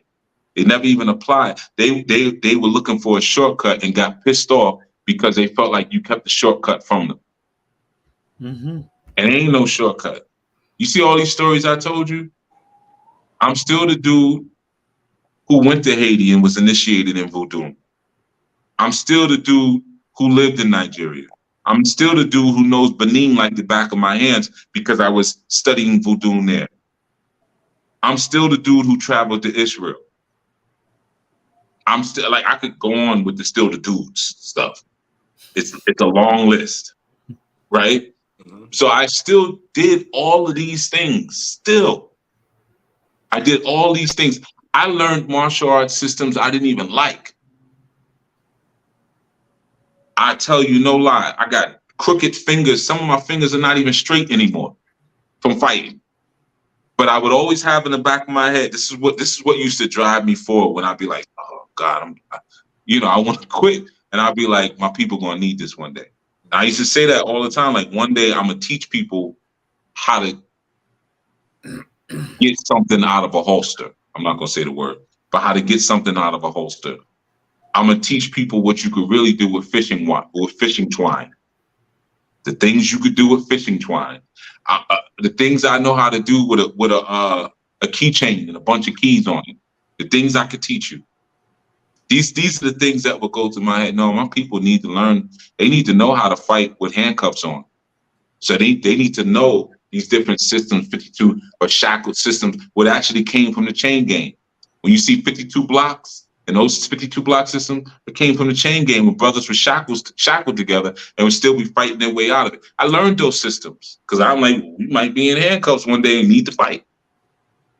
I didn't want to learn those systems. You see? So when people jump out there like, you don't know me, Negro. You don't know me. You know the work that goes into this, man? And 90% of it is stuff you don't want to do. It's stuff you don't want to do. I started off in church as a church musician, getting paid $50 a Sunday. I only walked up into that church because they paid me $50 a Sunday. That's it. I had no interest in nothing else. You see what I'm saying? No, and my suits and my dry cleaning was burning through that anyway. You know what I'm saying? Like, that's the only reason I walked up in there. And then one day I said, because they always had the Bibles on the pews, I said, well, I'm here. I might as well learn this book. That's how I got into Christianity and later into, well, Hebrewism I learned in Nigeria. But I was open to it because I was studying the Bible only because somebody was paying me to be in that building and the books were sitting there for free. And you got to sit there for the service anyway. I couldn't play and then get up and leave because we got to play out the benediction. So I got to be there in the beginning for devotional and all that. This is the day that the Lord has made. I got to play all of that. Then I got to play for offering because they try to play something funky so people want to give. You see what I'm saying? So they be like, you hit it. I start playing the intro to Barney Miller, Seinfeld or something. You know what I'm saying? I got to play something real funky to get that money out. That's my 50 you putting in there. I need that. You know what I'm saying? And then I went from that, well, the book is, I might as well just read it. And what changed my whole world? You took my things you don't want to do. Deacon Connell, rest in peace. Deacon Connell. He was like, yo, you should come to Sunday school one day. Sunday school is where we actually break down the Bible. I'm like, all right. Because I used to just set up my equipment and sit downstairs. He was like, no, we upstairs. Came upstairs, okay. First thing he reads out, thou shalt not fornicate. I never heard that before. I said, thou shalt not fornicate. Now I'm like, I'm surrounded by slurs. A lot of these girls is doing it. And they doing it with the dude. I noticed. So I remember asking my homeboy, we still friends to this day. His father was a pastor. I was like, yo, I just found out the Bible says you're not supposed to fornicate. He was like, yeah. I was like, yo, but you stay in a hotel with your girl.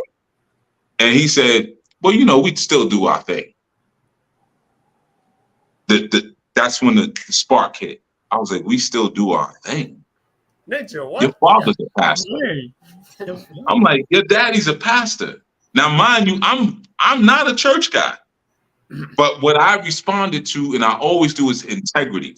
Are you what you say you are? So I decided I'm going to practice abstinence, which I did for many years from that point forward. You see? So I'm telling you, you don't know me, dude. You don't know my journey. You see? And I didn't want to practice abstinence. But I said, if I'm in this building and they paying me to be here, and the regulations of their religion says this, then I should try this thing out respectfully. Because I'm playing music to invoke an emotion in people, and I'm channeling their God through me. So let me try to get to know that God. That's how that started. You see what I'm saying? So, nah, man, I feel bad for people because you're missing out on a lot of the story. You think just because I taught you the 14 keys and the Anu way that's all I got? Crazy? Are you out of your damn mind? How do you think I know how to speak all these languages? I'm damn near alien by now. You know what I'm saying? I speak all these damn languages and stuff. I do all this weird stuff. I barely sleep. You know, I'm damn near 300 pounds and y'all don't never see me eat. And when you do, it's just trail mix. You know what I'm saying? Like something's different and you walk away when you could have got some. So yeah, I feel bad, man. I really feel bad. And yeah, I don't know, man. It's sad. It's just sad to me. I'll just say that. I know I didn't even look at the chat. I know I've been running my mouth. I'm gonna shut up, man. But this is the stuff that gets me, Zach. Like not the disrespect or people come and go. Like it's the, oh my God, you just jump back into hell. I don't want you to be in hell. when I was younger in this work, I would go chase people down into hell. And there were situations, shoot, they're on YouTube. You see me in courtrooms fighting for my life. You see, there were situations where I chased people into hell and got caught up in their hell. The next thing you know, I'm sitting in an orange jumpsuit. That happened more than once, believe it or not. You'd be like, but that could only happen once. That's crazy. No, not if you have a mind where you don't know how to create a boundary and pull back. It'll keep happening. You see? So you got to know your boundaries, brothers, and you gotta cherish what you have, and you got to have a prophetic vision for the future. My prophetic vision is when all your children are laughing at us and whispering around a campfire and laughing at us because they feel that comfortable, you know, and they all know each of us. If we ain't known, you ain't a man. The woman is the unknown, the man is the known, the woman is the light. I mean, the woman is the dark, the man is the light. You gonna go through your whole life so scared that you hiding in the dark, you hiding behind vagina and skirts. The only thing that should be on your tombstone was he was known. That's it. Don't worry about nothing else.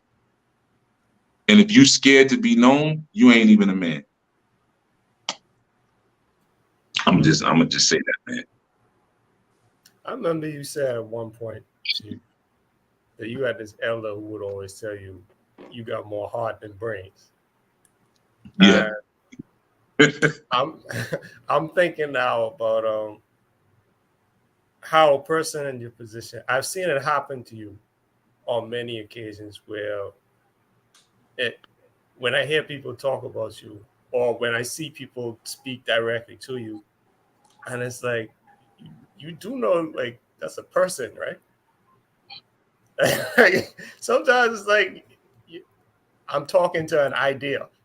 Right. Yes. You know, like, you're not even a person. You know, I'm talking to an idea, and it's usually my limited idea of what you are. You got to be that for me now because I'm too lazy to consider you as a person who had smelly diapers at one point. Right. You know. That's good intel though, brother, because when they do that, I know now how you deal with God. Mm-hmm. You see? So I'm cool with that. Like, oh, okay, I'm just an idea. You don't even want to get to know me, and I'm right here. Mm-hmm. So I know you ain't trying to get to know the divine. I know it's too much work, it's too many steps. With me, you just ask a question. I'll stay on the phone with you for 7 hours answering your questions and be having stuff to do. I'll answer them. No problem. What you need to know, right? So if that's too much for you to do, you're doomed. Mm-hmm. You know, so yeah, I look at it like that, brother. Like, yeah, that does happen, and that comes along with the job, and that's a part of maturing. It used to. I'm gonna keep it real. It used to hurt my feelings. Keep it totally real with you, because I felt like, because you got to remember, like, as far as the ministry part, it started in my house years ago. You know, people will come to my home. They'd be in my living room with my youth playing in the background and in the backyard, playing with their youth and sharing their toys. And like, that's how all this started. So there were times when people would behave like that. And I'd be like, you ate my wife's naan bread. Right. You know what I'm saying? Like your son hit my car, you know what I'm saying, with like a stick, you know, in the backyard. Like, yo, and you treating me like, you know, that was a part of my journey. You know, being a chief or a Jegna or coordinator, it's not something you pop into and then say, I am this. And no, it's something, it's a walk. And if you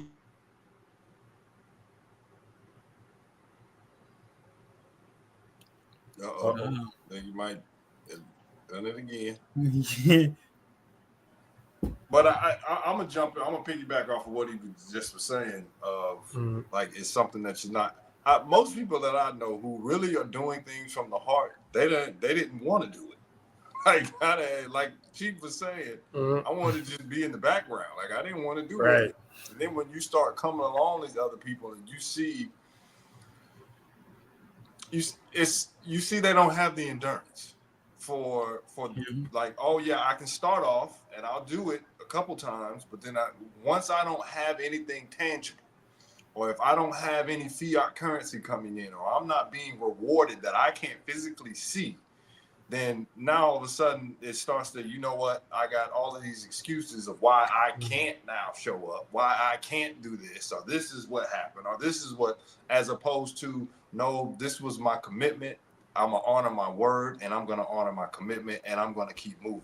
Which then all of a sudden people start looking at you because of that, what he said, that word that he used earlier too, which stability.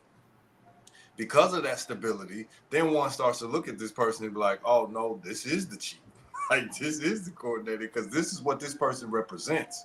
They represent what one strives to now as, let me get back on track. Let me get back on course.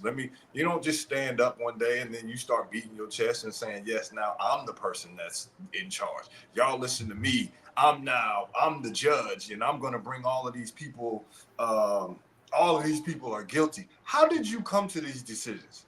How did you reach this? Are we going to see any of that? You're going to show me how somebody tampered with your relationship? Is this a personal vendetta that you have? Or is this something that somebody else pointed out to you? Or are we just going to stand up and we just start making claims against other people and saying what they are, but now we don't see anything of how you reached this decision? Are you going to let us in, oh good brother? Or are we just all going to be sitting on the outside? So now all of a sudden, we just all looking because everybody loves to see a car crash. So, oh yeah, we're going to tear it down. Oh yeah, I knew it was always something. You don't know. You have no idea. You have no clue what was going on. You have no clue about the person now who is now throwing rocks, of how many times somebody had to get them to try to sit up straight, but then they would be so hyper defensive, you couldn't even tell them two things before you coming at me? No, you know what? I ain't saying nothing.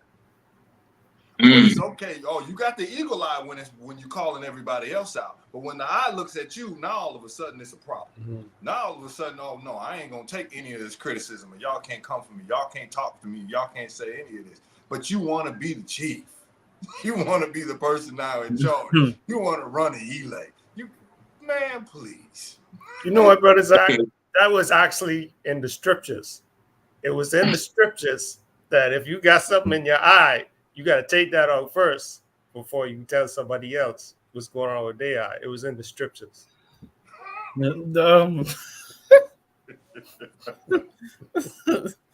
Maybe, well, you know what? I always ask Achati if they can help you. Okay, but let's try this. Let's try this angle. Just try this angle. It's another angle. This individual or other individuals have been demonically infested for years, even before they came in. They burned this bridge and they hit rock bottom more so, and then they heal. What do you say to them? Yo, if they hit rock bottom, full circle. They heal and they realize, like, yo, I was tripping. Like, I was not myself. Like, you see him again, and you're like, okay, you look like you don't even look the same. Your vibration and everything is different. And they tell you, yo, I've been restored. Like, I was crazy for the past 5 years. Like, something was wrong with me. I'll say good. I say congratulations. You pulled yourself off the mill. You don't even talk like that. He said, good. Good. Congratulations. Here's my thing. Right. No, for real.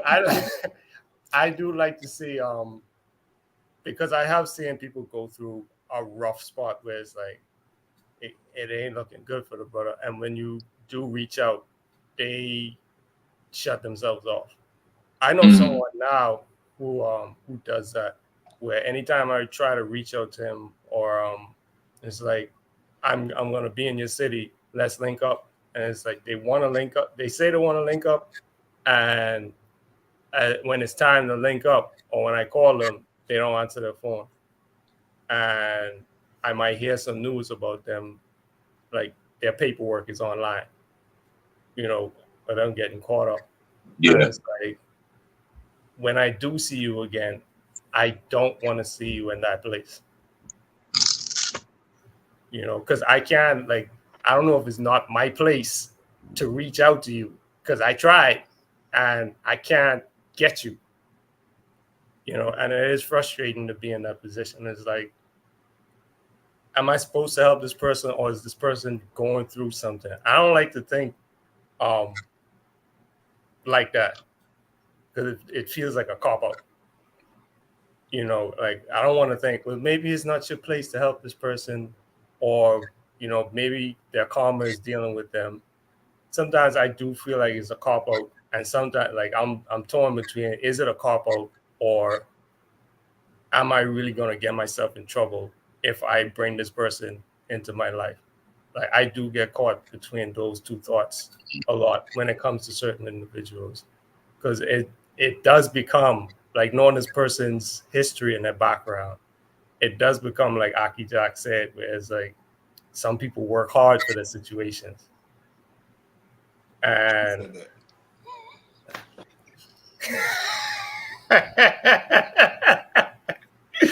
I'm sorry, but this person has worked hard for their situation. You know, and a lot of people, not just me, have tried to talk to them, and they just keep choosing the wrong voice every time. Here's my thing.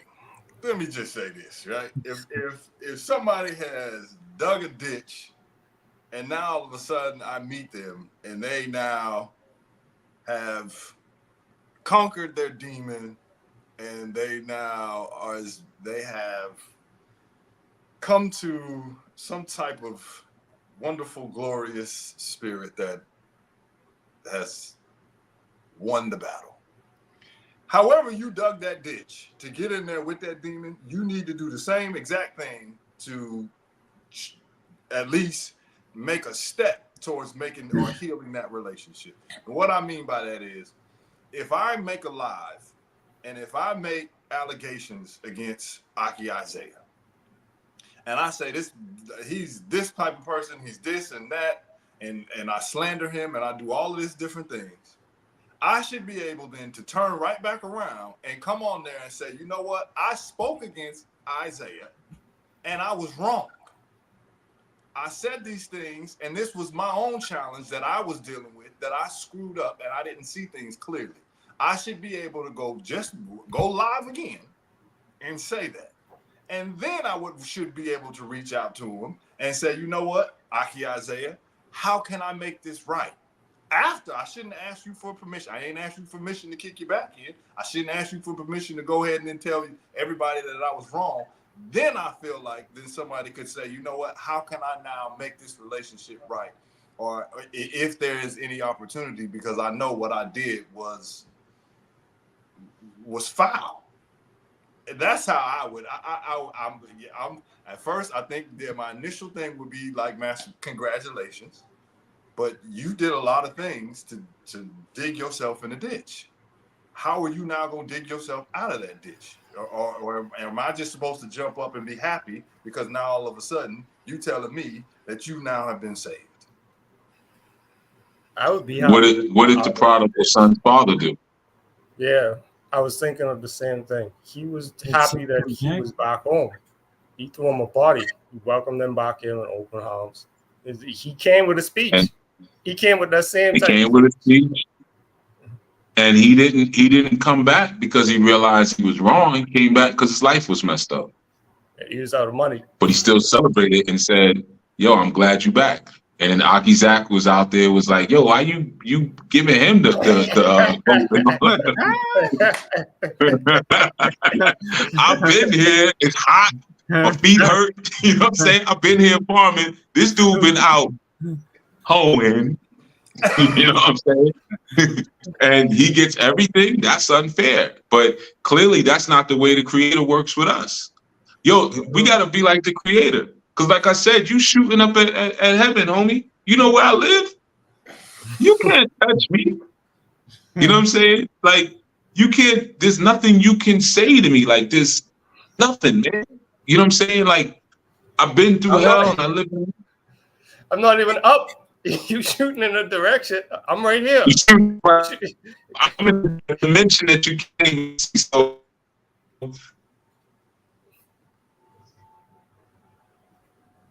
We're also on a different Wi-Fi that we can't.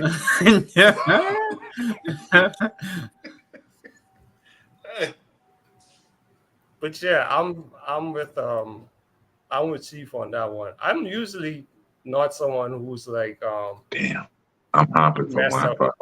Oh, you boxy. At least we can hear you. Okay, so let's try it again. All right. Okay. Yeah, so I would just say, man, in situations like that, it's just like, what would y'all do? Because we say, okay, well, if I just embrace the dude and be like, yo, I'm glad you better, like, it doesn't necessarily mean that I have to bring you into the same space, but maybe it does. You know, this is a warrior's journey. I'm telling you, it's a warrior's journey. So there are situations at times where you might bring someone back in the fold but you got to kill your own ego. You know, like, yes, I look at it like there's a couple of things that was said that was like, there's a little boy that he spoke about who was very dear to me. And that was the one that was like,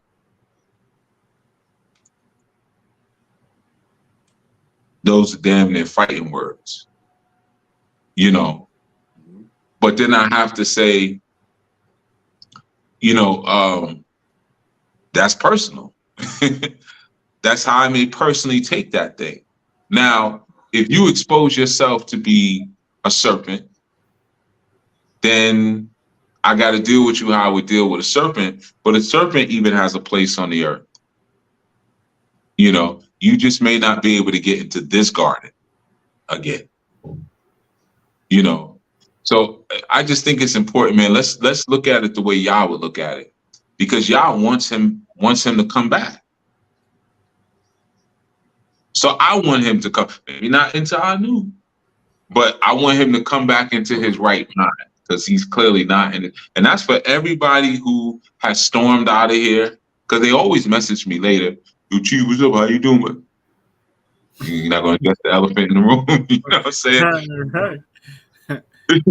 But, you know, I want them to come back to their right mind, man. Ultimately, at the end of the day, what I want him to go out there and do something destructive and air out a supermarket? No. You know what I mean? Yeah, I want him to heal, man, and to get his mind right. Now, if he comes back and apologizes, cool, but I really don't care, to be honest with you. You know, because if you apologize for this one thing, we got to go back to when you first showed up. How rude and inappropriate you were then. It's too much to apologize for at this point. So I really don't even care. You know, but that's what I'm saying. It's like, what are you living off of? You know, I'm living off of a vision. So sometimes in that vision, and this is why you have good brothers around you like yourselves. Sometimes in those visions, you don't give a lot of energy to what's right in front of you, because that ain't really what you're on right now. I can't spend time on that, man. I'm looking for land right now in the North Carolina area. The land hunt has not stopped. We've been researching community centers as well that we could rent out and things like that. But I'm looking for land. So some individual, yeah, I feel bad, but it's like I got a lot of individuals who want to do the right thing and want to be it. Well, you know, look at Raheem is there. And I always use Raheem as the example. What else could he be doing on a Friday night? And what could that turn into? What could that become? So why would I give energy to a middle-aged individual when I got a young warrior who we could keep right now from becoming that individual? Right. I ain't paying no I ain't paying him no money. I said that to y'all in a meeting once. Counsel me. I'm gonna say Raheem's here. He never knew I said this, but whatever. I said it. We were talking about the behavior of somebody. It might have been him. You know, or I think it might have been the other one. But I said, look, man, I don't really care what they do. But if they do something to disrupt Raheem and his path, I'm slicing their heads open. I'm busting their heads wide open. So I know when I activate. You know what I'm saying? You got them sleeper gangbangers, and then they get active.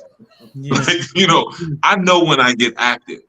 And if there's a flower in the garden growing, and you molest the growth of that flower, or try to molest the growth of that flower, now we got an issue.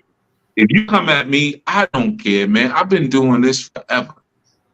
You can't hurt me. And you just came into consciousness 3 years ago, 4 years ago, and you still really ain't came into consciousness? You know what I mean? How many nights have you stayed up for 7, 8 hours in prayer until you got an answer? You know what I mean? Knees hurting, all that, but not moving, hungry, not moving. So you can't hurt me, bro. Like, you don't know, you don't know how many jet black aunties I got in Africa who pray for me. They little yellow nephew. He's American.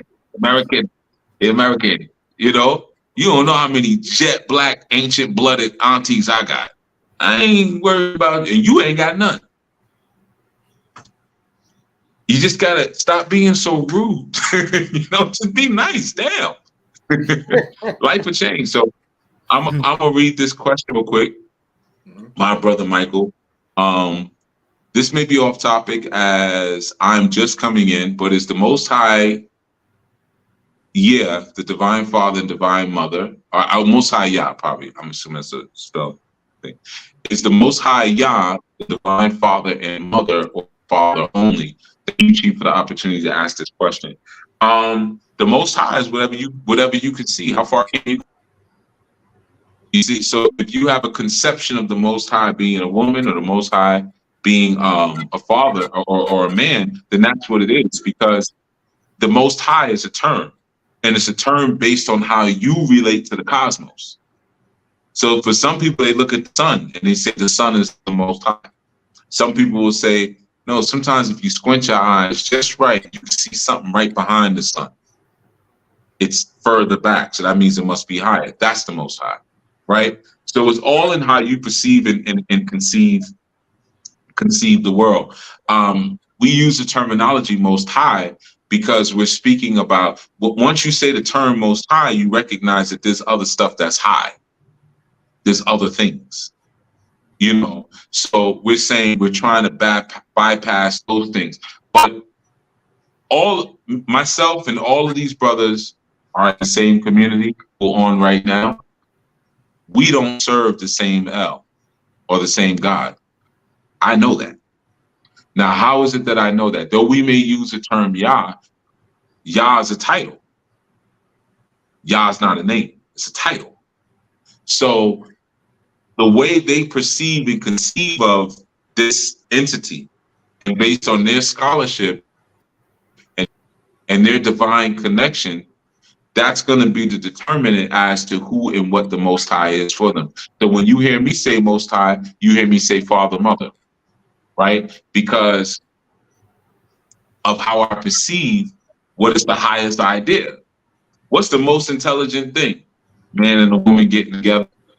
Everything comes from that. So that's going to be high. That's going to be high. Somebody say, well, Yah the Father. Okay, cool. No problem. If you want to perceive it as that, but you really need to break down to me how you sort of like humanized something that is not an earthly, say, right? So I would say it's based on our own understanding. For a long time, many years, the Most High to me was a black dot in the middle of my forehead. What I used to do when people were like this, like for a while when I was in church too, when people would sing about God, I would just close my eyes and say, okay, let's pray and let's do this. And I would focus my eyeballs up to the middle of my forehead. And I would picture that there was a black dot there. And I would say whatever I needed to say to that black dot. That was as high as I went at that time, because I had the ability to see some things unseen, but not all things unseen. And I'm still opening up my vision. So the Most High, this strong, or this year, is going to be a different Most High next year, because the understanding expands the higher up we go. And what I really truly imagine is that the higher we go, the more inner we go. And the more inner that we go, the more circular it becomes. You know, and then we change our perception, our religious perception of how we relate to what we call the Most High, because the Most High might be a process of reincarnation. Who wants to be stuck in that? You know, so when you break out of your cycles of reincarnation, the Most High is going to change. Or you might find out that, like when Yahushua came in the Greek Testament, he was telling them all, you're praying to the wrong one. Right? So up until them, they're like, oh, Most High, we all talking about the same thing. And Yahushua was like, my father don't even act like that. He don't talk like that. Like, he don't even wear those kind of sneakers. Like, you got the wrong dude. my father's a Stacey Adams man. He talk about he got on ballies. Yeah. Fresh dress, put my ballies on. Like, you talking to the wrong God. So that's why they had to kill him, because they was like, yo, he messing up the bread. Because we have a God, an El, that came down and was like, yo, we will. Like when he came to Yahushua, I was like, we'll give you the kingdoms of the earth. There was some people that was like, cool, let's do it. So this is how you got to tell people to serve. Like, yo, you got to tell them on Sunday, go to church on Sunday, and make the church the shape of an arena for the most popular ones. Make it a circle, right? If you do that, boom, I keep you in that mega church, you'll be killing. Then Yahushua comes along and was like, no, you misunderstood what was written. Because like he came along and said, I'm not giving you nothing new. Mm-hmm. I'm coming and establishing what was given and clarifying what was given, because you got led astray. I'm the good shepherd. They leading you to eat you. They about to slaughter you. They about to eat you. Watch the TV series V. They about to eat you, literally. I'm the good shepherd. I'm not corralling you to turn you into a meal, literally. You see, so now Christ consciousness. What you can watch the video I did on that. So when you start connecting with that Christ consciousness, Yahushua do that Christ consciousness, you might realize like what I have seen as the Most High ain't it. When I was younger, I saw two black people or a black man. But then as I got older, I was like, well, that's kind of short-sighted. You know, you kind of limiting yourself with that. Maybe it's a purple man or a blue man and woman. You know, or maybe it's a color like violet that's we ain't even seen yet. We got all these ultraviolet rays. Maybe it's a spectrum of light that we can't perceive just yet because of the way we fashion our minds around. So the Most High changes once again. So I would say that, man.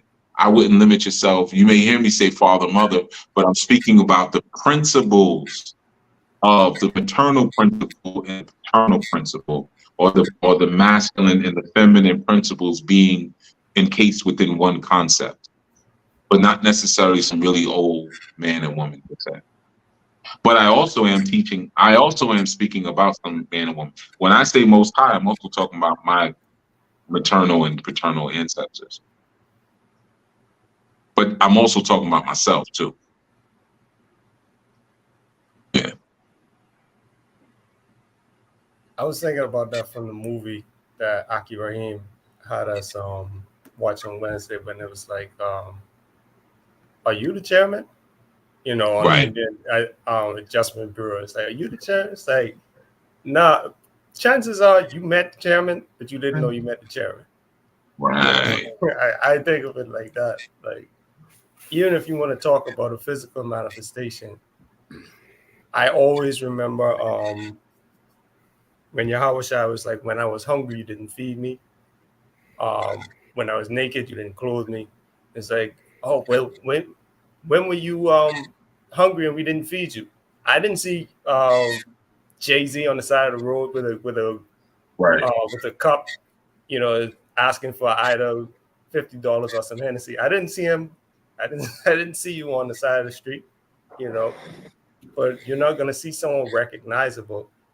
You should be seeing in the spirit, in the sense that, like you had said during there's one Sabbath call. It's like, I'm not giving because of what I think you're gonna do with the money. I'm giving you because I'm a good person. You know, Right. This is what and I do. similar to Akizak, when you were bringing up, like, if I join this community, there are going to be some people who are insincere or who's going to disrespect it. But at the end of the day, I know that you know you're going to have integrity and you're not going to disrespect it. And I don't know, it becomes, all right, and let's just do this thing for the sake of the thing, as opposed to who's going to stick around, because everyone won't. And that's like, I don't know, it feels lonely when you realize that there are some people who are going to fall off. It's like, I like this brother or I like this sister, but when they fall off, it's like, all right, like, and that's why I say I don't really think in terms of I'm not gonna hold anything against you when I see you again. I honestly don't have the memory for it. My memory don't work that way.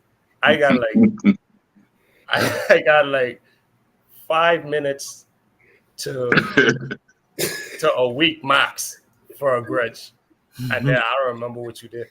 So Zach will remind you. Zach will be right there. In case you forgot. I don't know why you But do yeah, it. I mean, the most time, right? Yeah, I mean, I get it because I am a grudge holder. That's something that I have a challenge with. But this is not grudge worthy to me. You know what I mean? But I am a grudge holder. But the Most High could be could be your process, man. You know, I already broke down before that Yahweh Shai was the actual father. That was the secret. He was the father. You know, so the Most High may be your purpose that's given to you by the cosmos. Because wouldn't that be the thing that would be controlling you and guiding you and you know, giving you purpose and meaning to your life? You know, some people just don't have that. They don't have that. They're just earthbound and they're fascinated. You know, they're fascinated by us. I love visual arts, but I can't draw. But I have a lot of friends who are visual artists, and I like just kicking it with them and watching, you know, the things that they bring. Oh, I just worked on this piece, I worked on that piece, and stuff like that. But I could be frustrated, like, well, I want to do that too. It looked so easy. All you did was this and that, and then, you know, 30 minutes later, it was a face. You know, but there's more that goes into it, obviously, than that. You know, so we can choose how we want to respond to that. Yeah, we ain't heard from Isaiah or Raheem.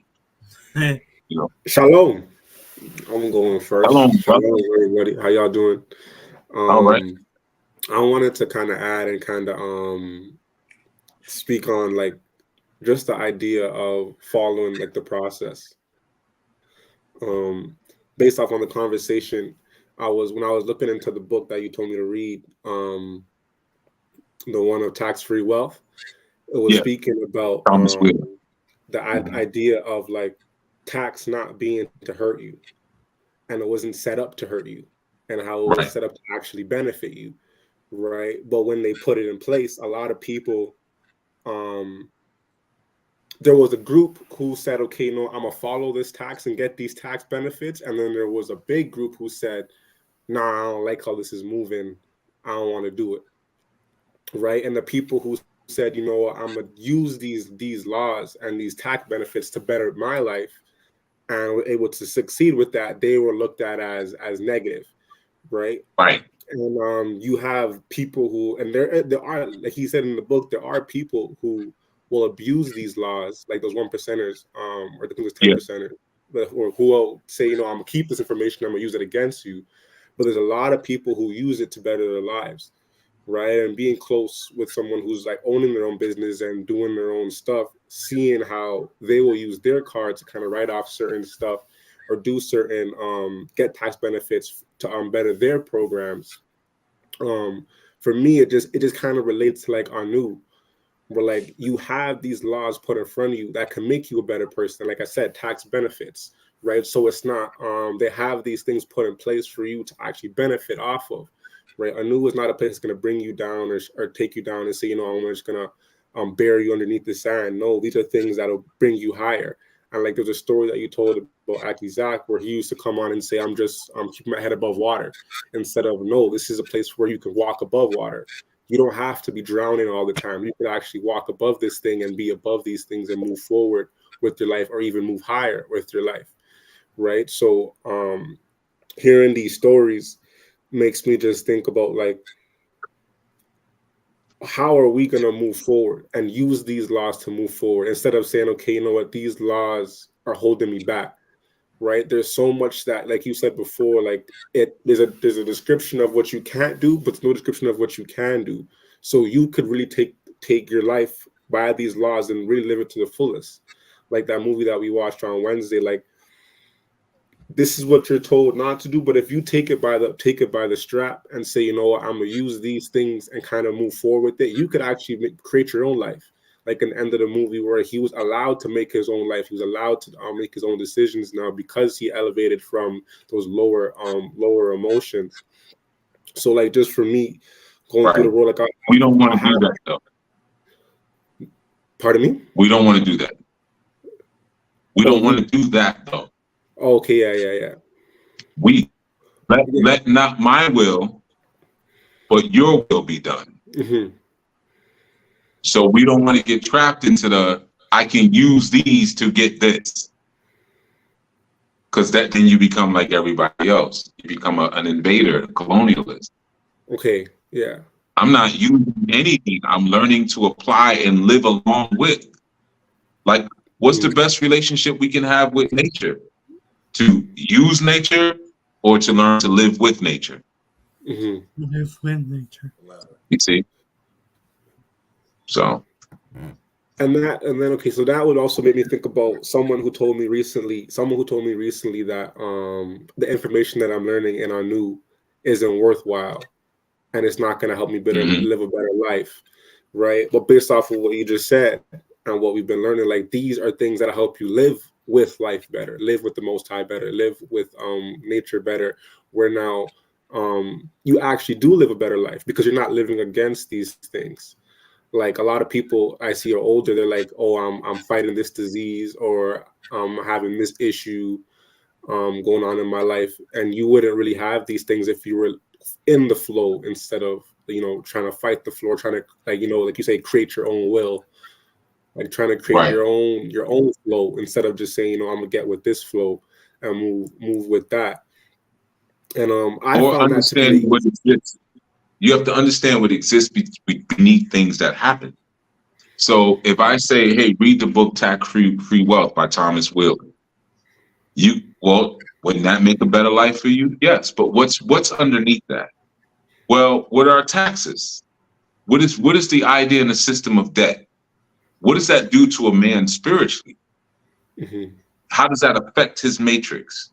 When there are laws that have been put in place in the place that he lives for men who are entrepreneurial and industrious, and you decide not to be that, so now you become a financial concubine for the state. Would that not affect a man's physiognomy, even down to his sperm count? Even you're affecting his virility. But if I say, no, learn about this, learn about controlling a business, which means controlling your economy.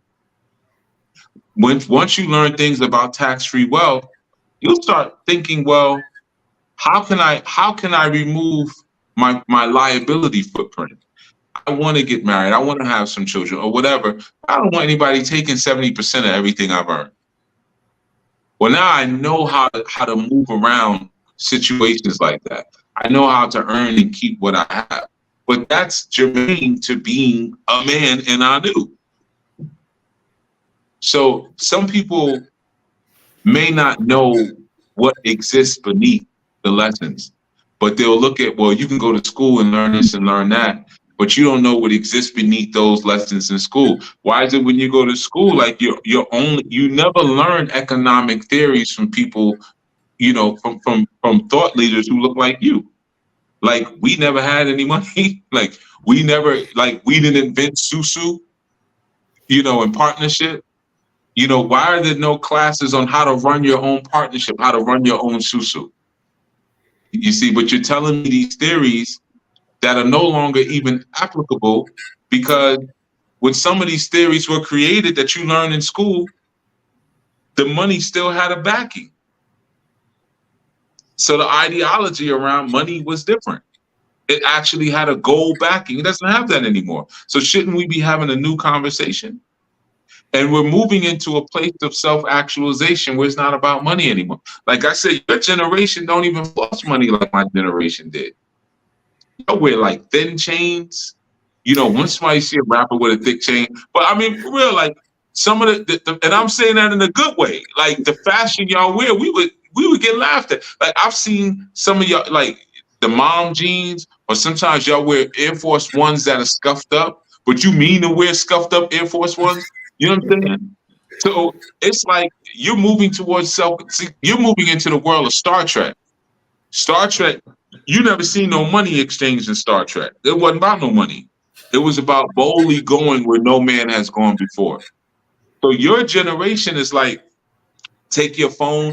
Oh, I'm over here in this country. Yeah, I want to show that picture. I'm over here doing it. Your generation is about showing your experiences.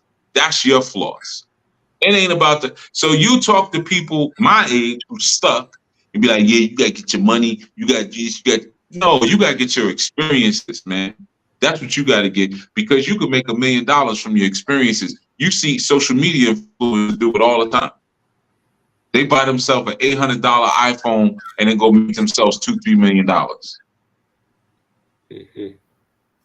You ain't gonna learn nothing about that from anybody who my age.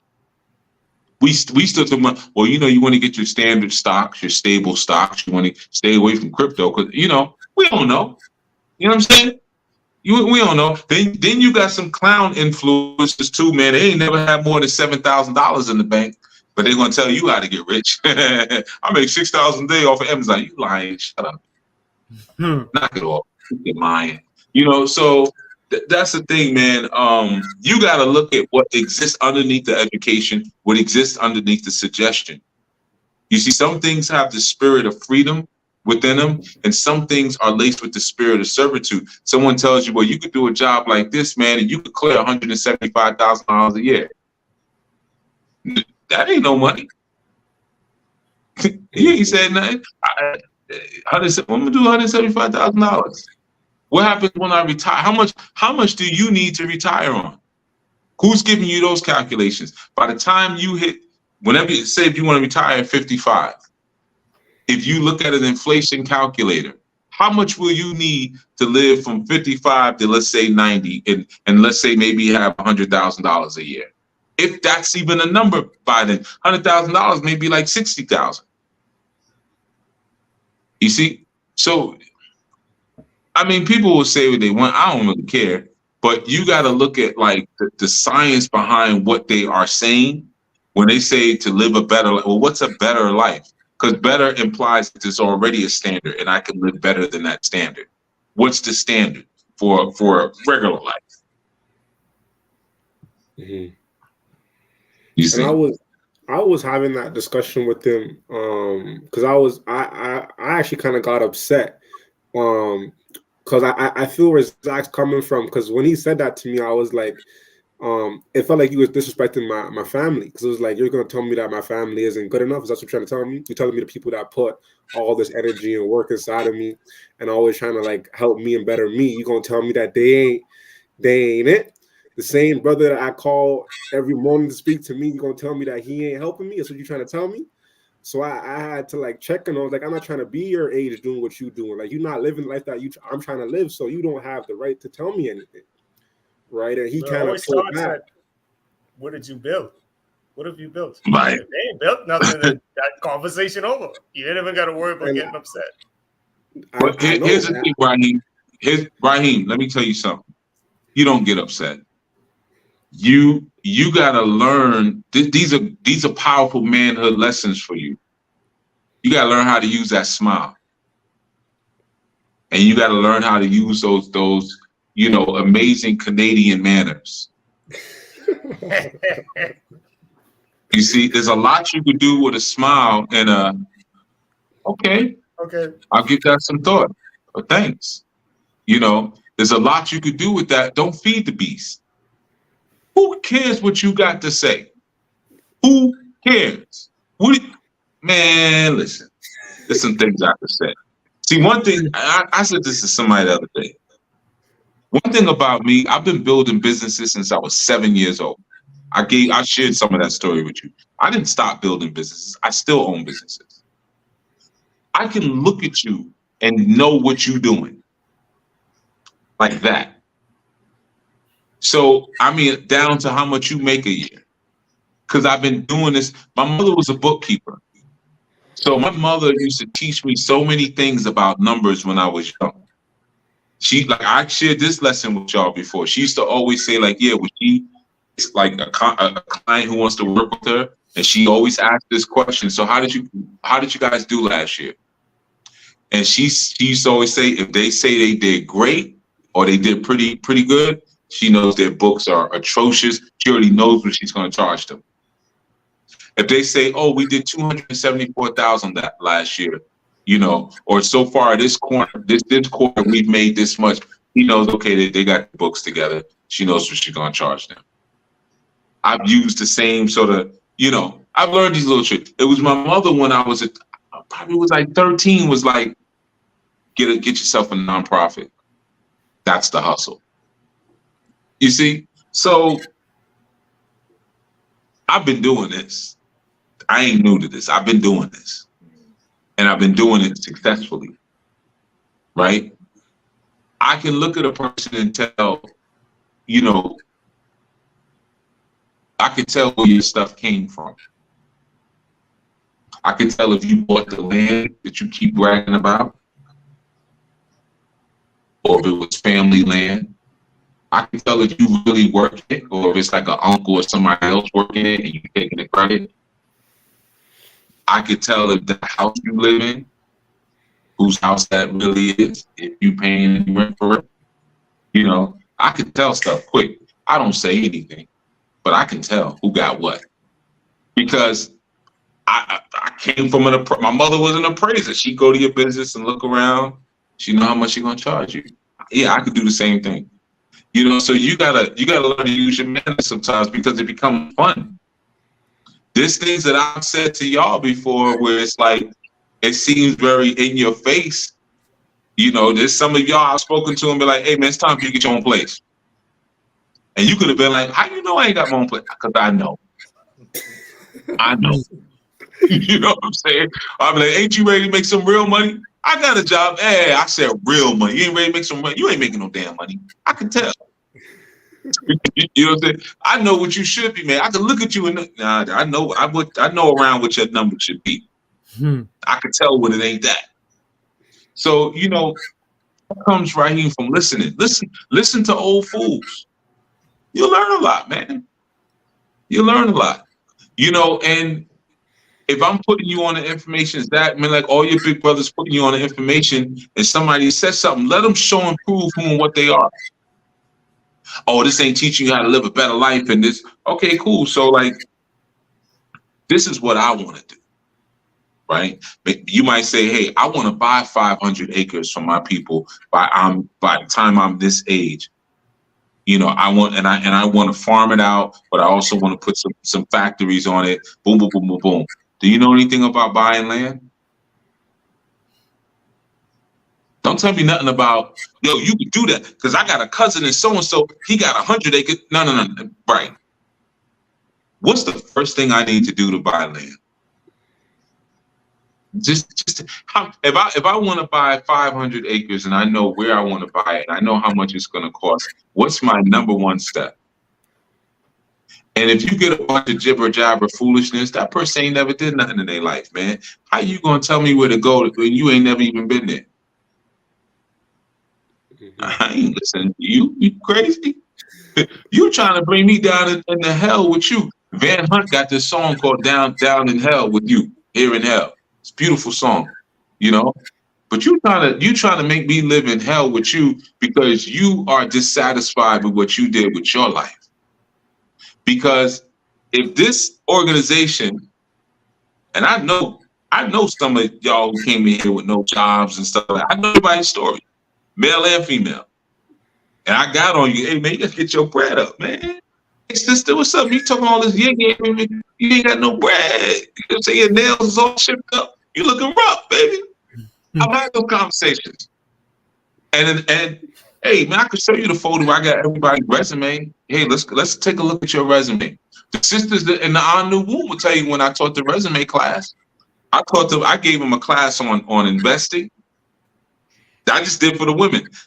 Resumes, we did a bunch of stuff, right? LinkedIn profiles. Everybody I knew got a LinkedIn profile. You see?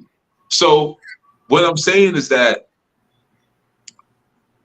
let a person show and prove, man. And this is something that can go on through your brain when somebody's talking.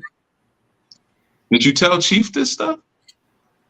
Because it seems like you would want this person to know that they're not being effective. And if you have an answer, you would probably want to give the answer to that person. And if you feel that person wouldn't listen to you, did you tell Zach? Chief will listen to Zach. Tell Zach, man, that yeah, what y'all learned is not effective. Now you know the answer is no. So then now, see, this is where you gotta use your wisdom. Why are you telling me this thing? What are you seeking to do by telling me? If this is not teaching brothers skills that they need, then these other brothers who you say you love are not getting the nutrition that they're supposed to get.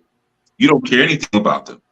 You're telling me, the youngest and in your mind most impressionable?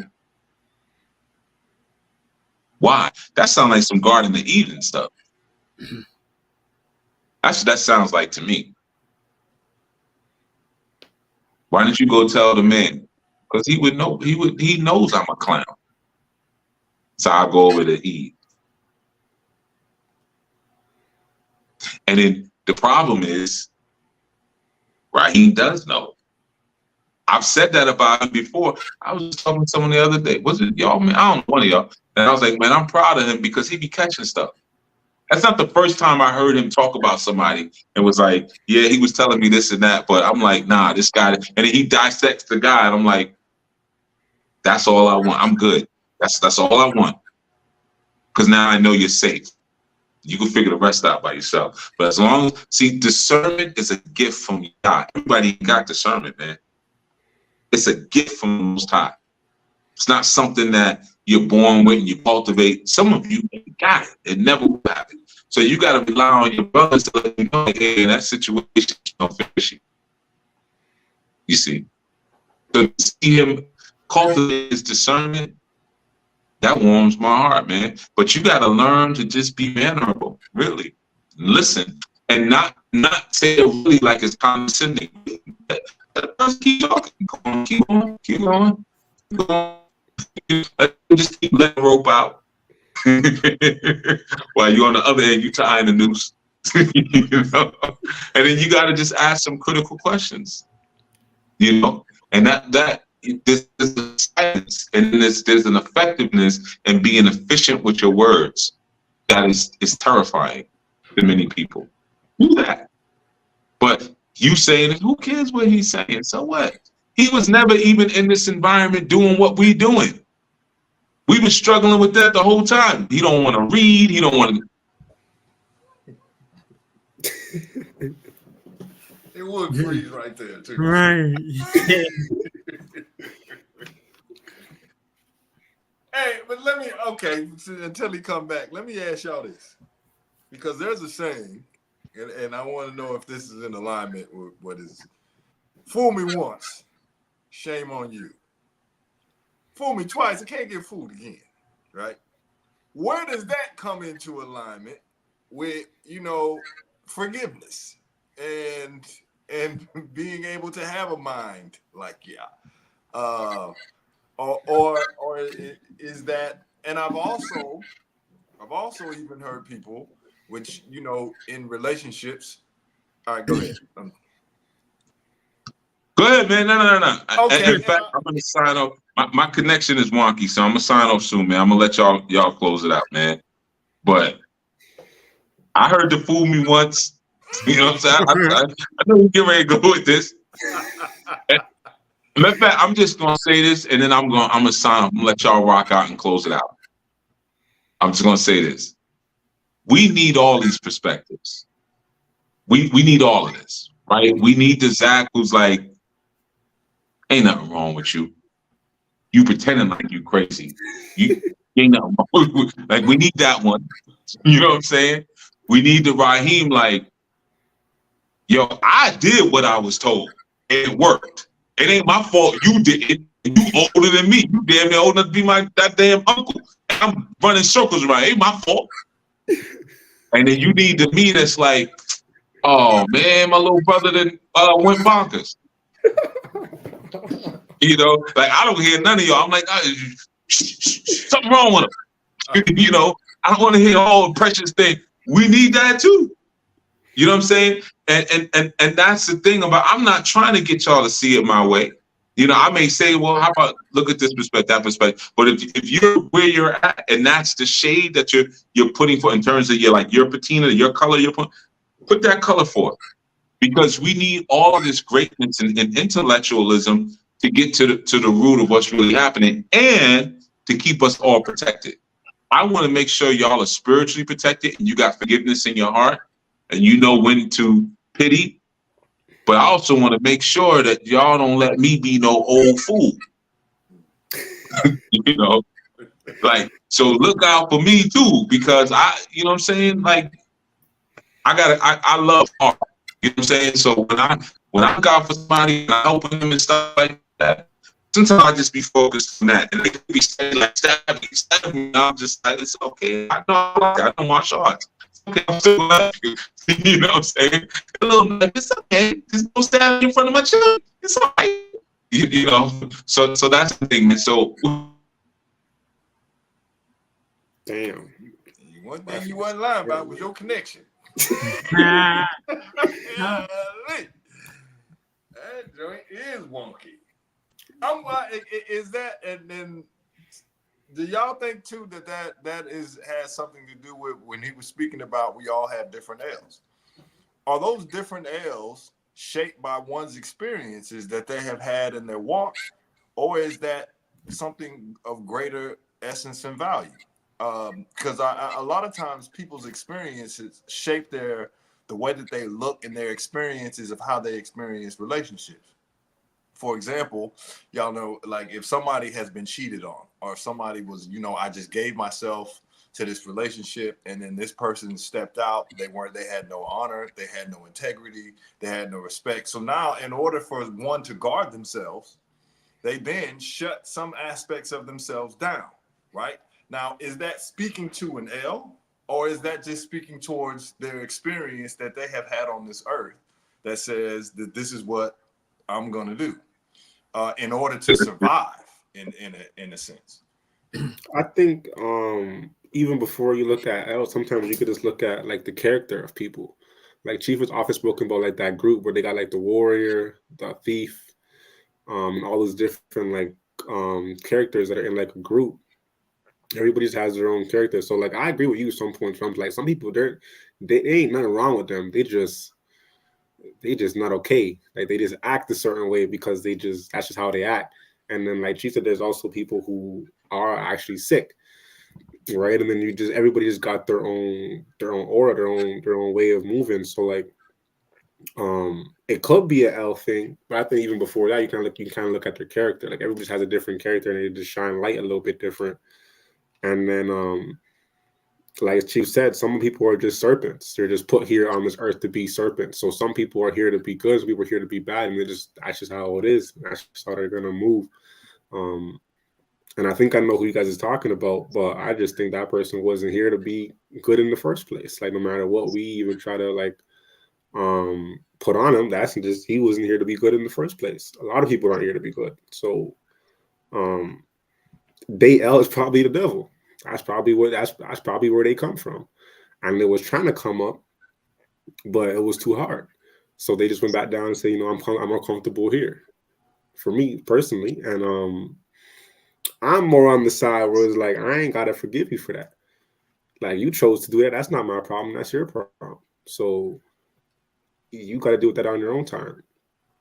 And I can kind of understand Chief too as well. But I feel like that's kind of more of a father thing, kind of forgiving your sons, even though your sons do a lot of dumb stuff. But I ain't got no kids, so I don't really I don't have that same kind of forgiveness. So I don't know. But I think it's a character thing. People just got a certain type of character sometimes. I think it's like Chief was saying like Raheem said, it could be a character defect, but it could be something innate in that person where they're just looking for an experience to justify their perspective. So it does kind of boil down to the perspective, because some people may bump their head in life and be like, okay, well, this is why I need to get outside my comfort zone and go see different lifestyles, different cultures, experience something different.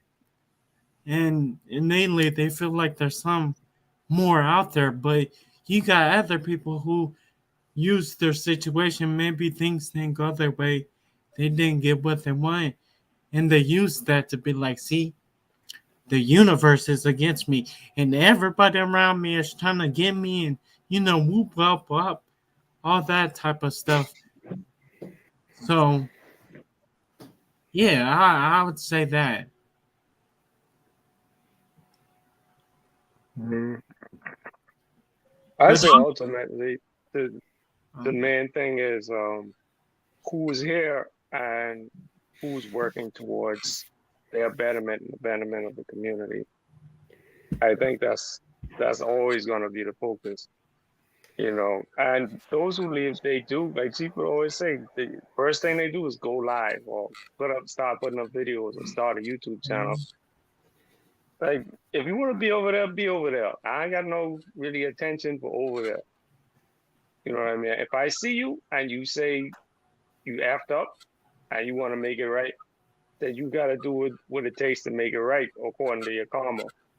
And I will still make fun of you while you making it right, but I'll still tease you with love because that's what I do. Whether you're inside or outside, I will tease you lovingly. But if you ain't on the pot, you ain't on the pot. If you're on the pot, you're on the pot. You can't half step it though. That's the difficult part for some people to grasp. It's like, but I was here on Tuesday. I was here with you. It's Friday, bro. What you doing today? You know what I mean? So that's what I say. I know we about to close out soon. No, I appreciate that because one of the things that I always am searching myself and not wanting to be one of those that say them little slick phrases like, I'm from the kingdom, but I'm from the south side of the kingdom, so you know not to try me, right? Or just stupid stuff like that, but still trying to carry, like keeping that hate in my heart or keeping it where I know, like, oh, I'm gonna pop off. Well, then that means you ain't done your work. It means that you haven't, you're not to a space where you're supposed to be yet. While also keeping the balance though of just being, I mean, and I mean this respectfully, of just making sure though that others, when they're doing their work, that you're not getting in the way of everybody else, or in a sense taking other people's kindness for weakness because they have been extending you grace, and now because all of a sudden you have a sense of entitlement where I can just keep taking and keep taking and keep taking because I know that's just what you're going to do. Which is something that is the balance that I need to find. Like, it's like, okay, I just want to make sure though that I'm the King David in this space.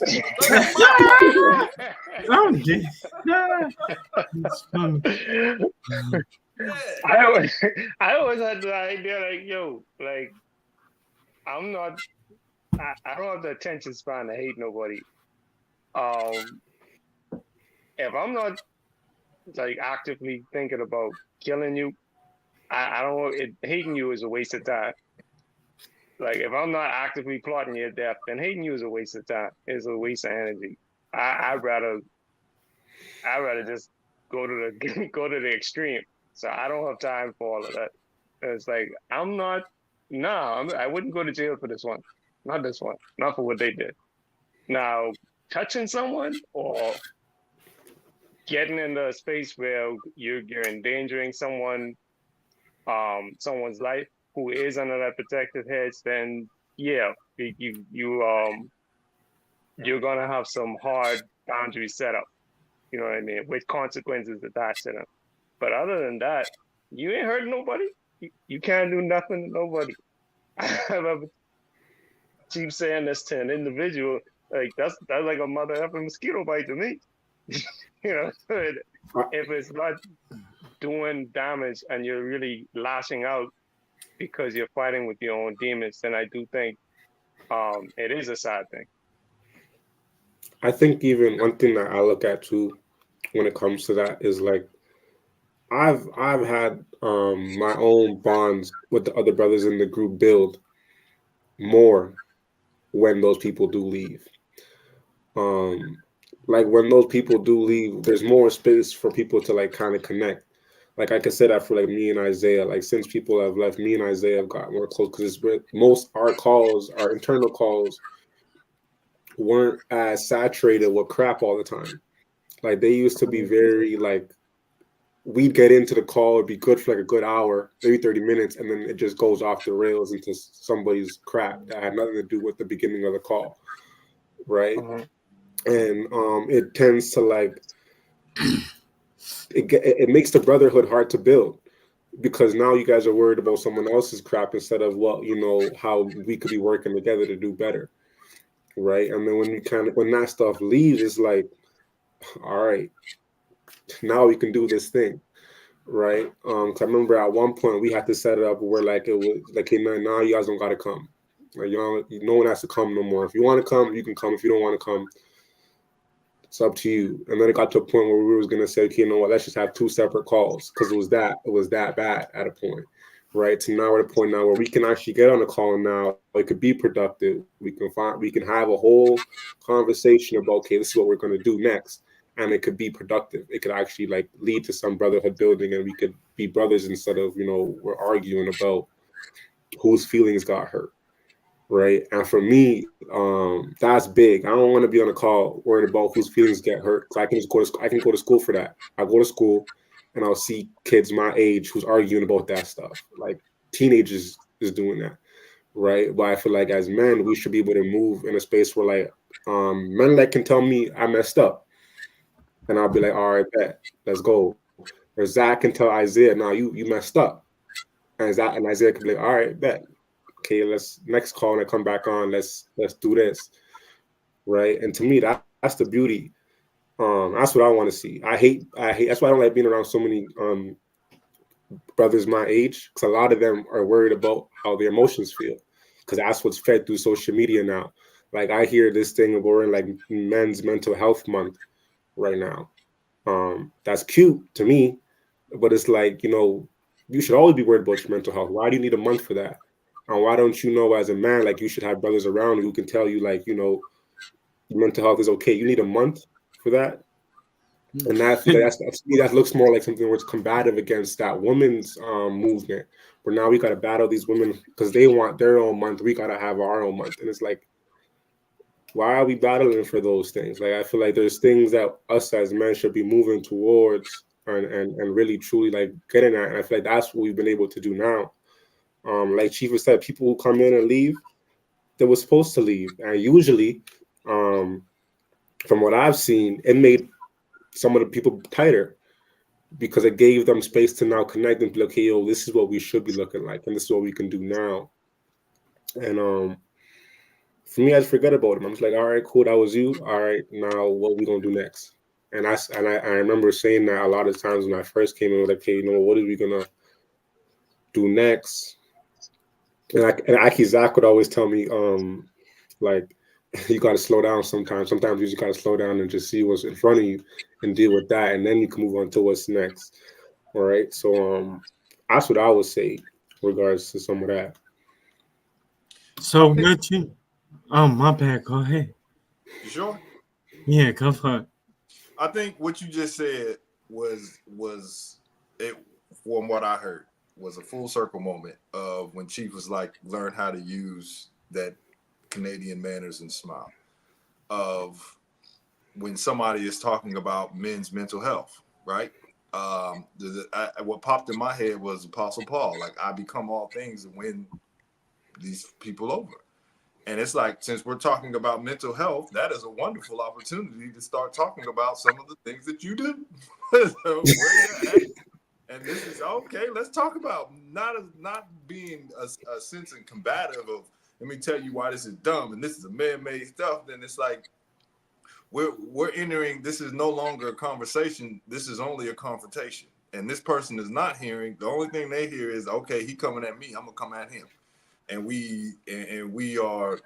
It's like mental masturbation. Let's just see who's the smartest person now, or who can say the most slickest thing, and then see who can walk away and say, yeah, I want up them, as opposed to saying, all right, let me invite you into a space and let's talk about some of these things. Since it's mental, I'm glad it is this month, even though I don't acknowledge it or anything else. But let's walk down this street and let's see where this street takes us. Then, yeah, that's the only thing that I said. But go ahead, Aki Isaiah. I was just gonna say, so what you described with the mental health month, that seems like a symptom of a sick society, a sick system, where you're playing the man against the woman instead of teaching how there should be an interplay, a dynamic between the man and the woman. So I just want to say that about that part, but throughout this whole conversation, I just kind of been thinking how first when we talk about certain individuals, like you had said earlier, Raheem, like you kind of got to look at the character as a person and then realize what you're dealing with. Like, battery low. Your battery low, somebody. Oh, that. Oof. Nah, that's. I was like, what? Yeah, my headphones usually got a battery life for 3 hours. So usually when we got to wrap it up, it tells me the battery's low.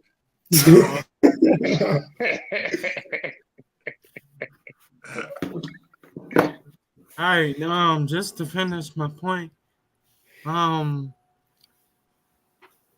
But yeah, just how you got a bunch of old males and females out here, kids who are in grown bodies, but they never grew up mentally or emotionally, and they bring that into spaces like Anu maybe, and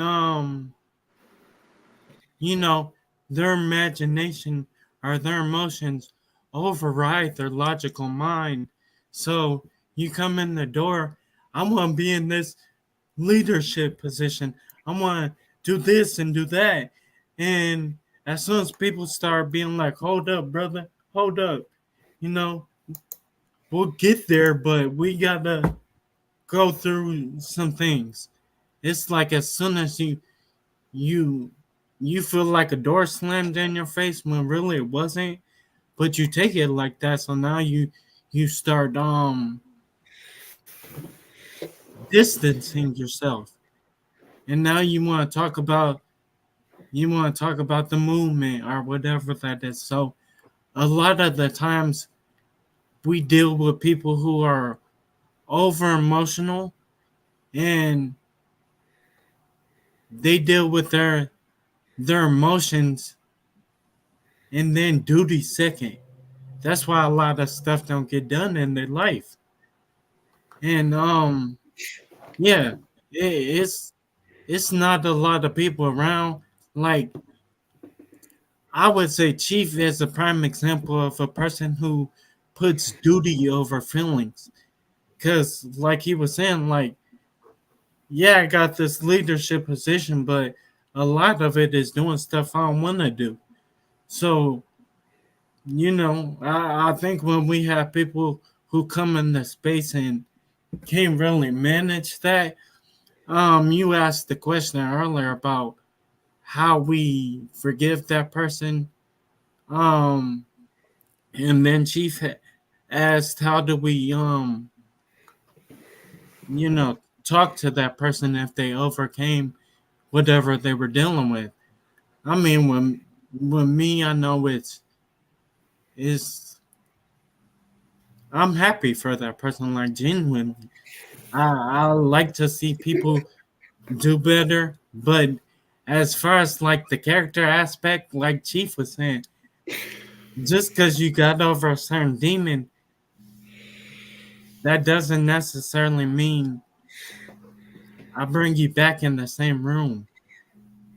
Maybe it gotta be in a different space, but I'm always root for somebody, getting over their demons and overcoming that, moving to a higher mental space.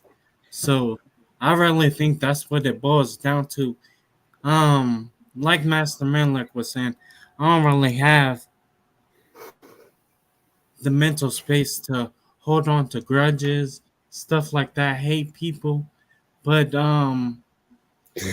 yeah, so if I could forgive someone, why you laughing, bro? Nah, it was okra. You put something in the chat. My fault. All right, nah, I'll cut it off right there. I'll cut it off. Y'all tired. Did he ruin the moment? I can't say it. No, I'm sorry. I didn't mean to. It's done. You cut off. I'm just playing. Hey, you can make me think of that. Hey, y'all ever seen that video? I'm gonna say this when we done. That video where that dude fell off that bike and he hit that dude in the head. He said, "Why you come fast?" Yeah, I see that. You hit me. That's what I tell him. I said, "You hit me. I cut myself off." Don't go nowhere. All right. Well, again, does anybody have any last words before we get out of here? No, I was done. I appreciate the bill as always. And yeah, final talk, man. Shabbat shalom. Yeah, I'll see y'all brothers when we get on tomorrow. Thanks for the bill, man. Yeah. Absolutely. Good thanks, man. Shabbat shalom, everybody. All right, Shabbat shalom. Shabbat shalom. Peace, everybody in the chat.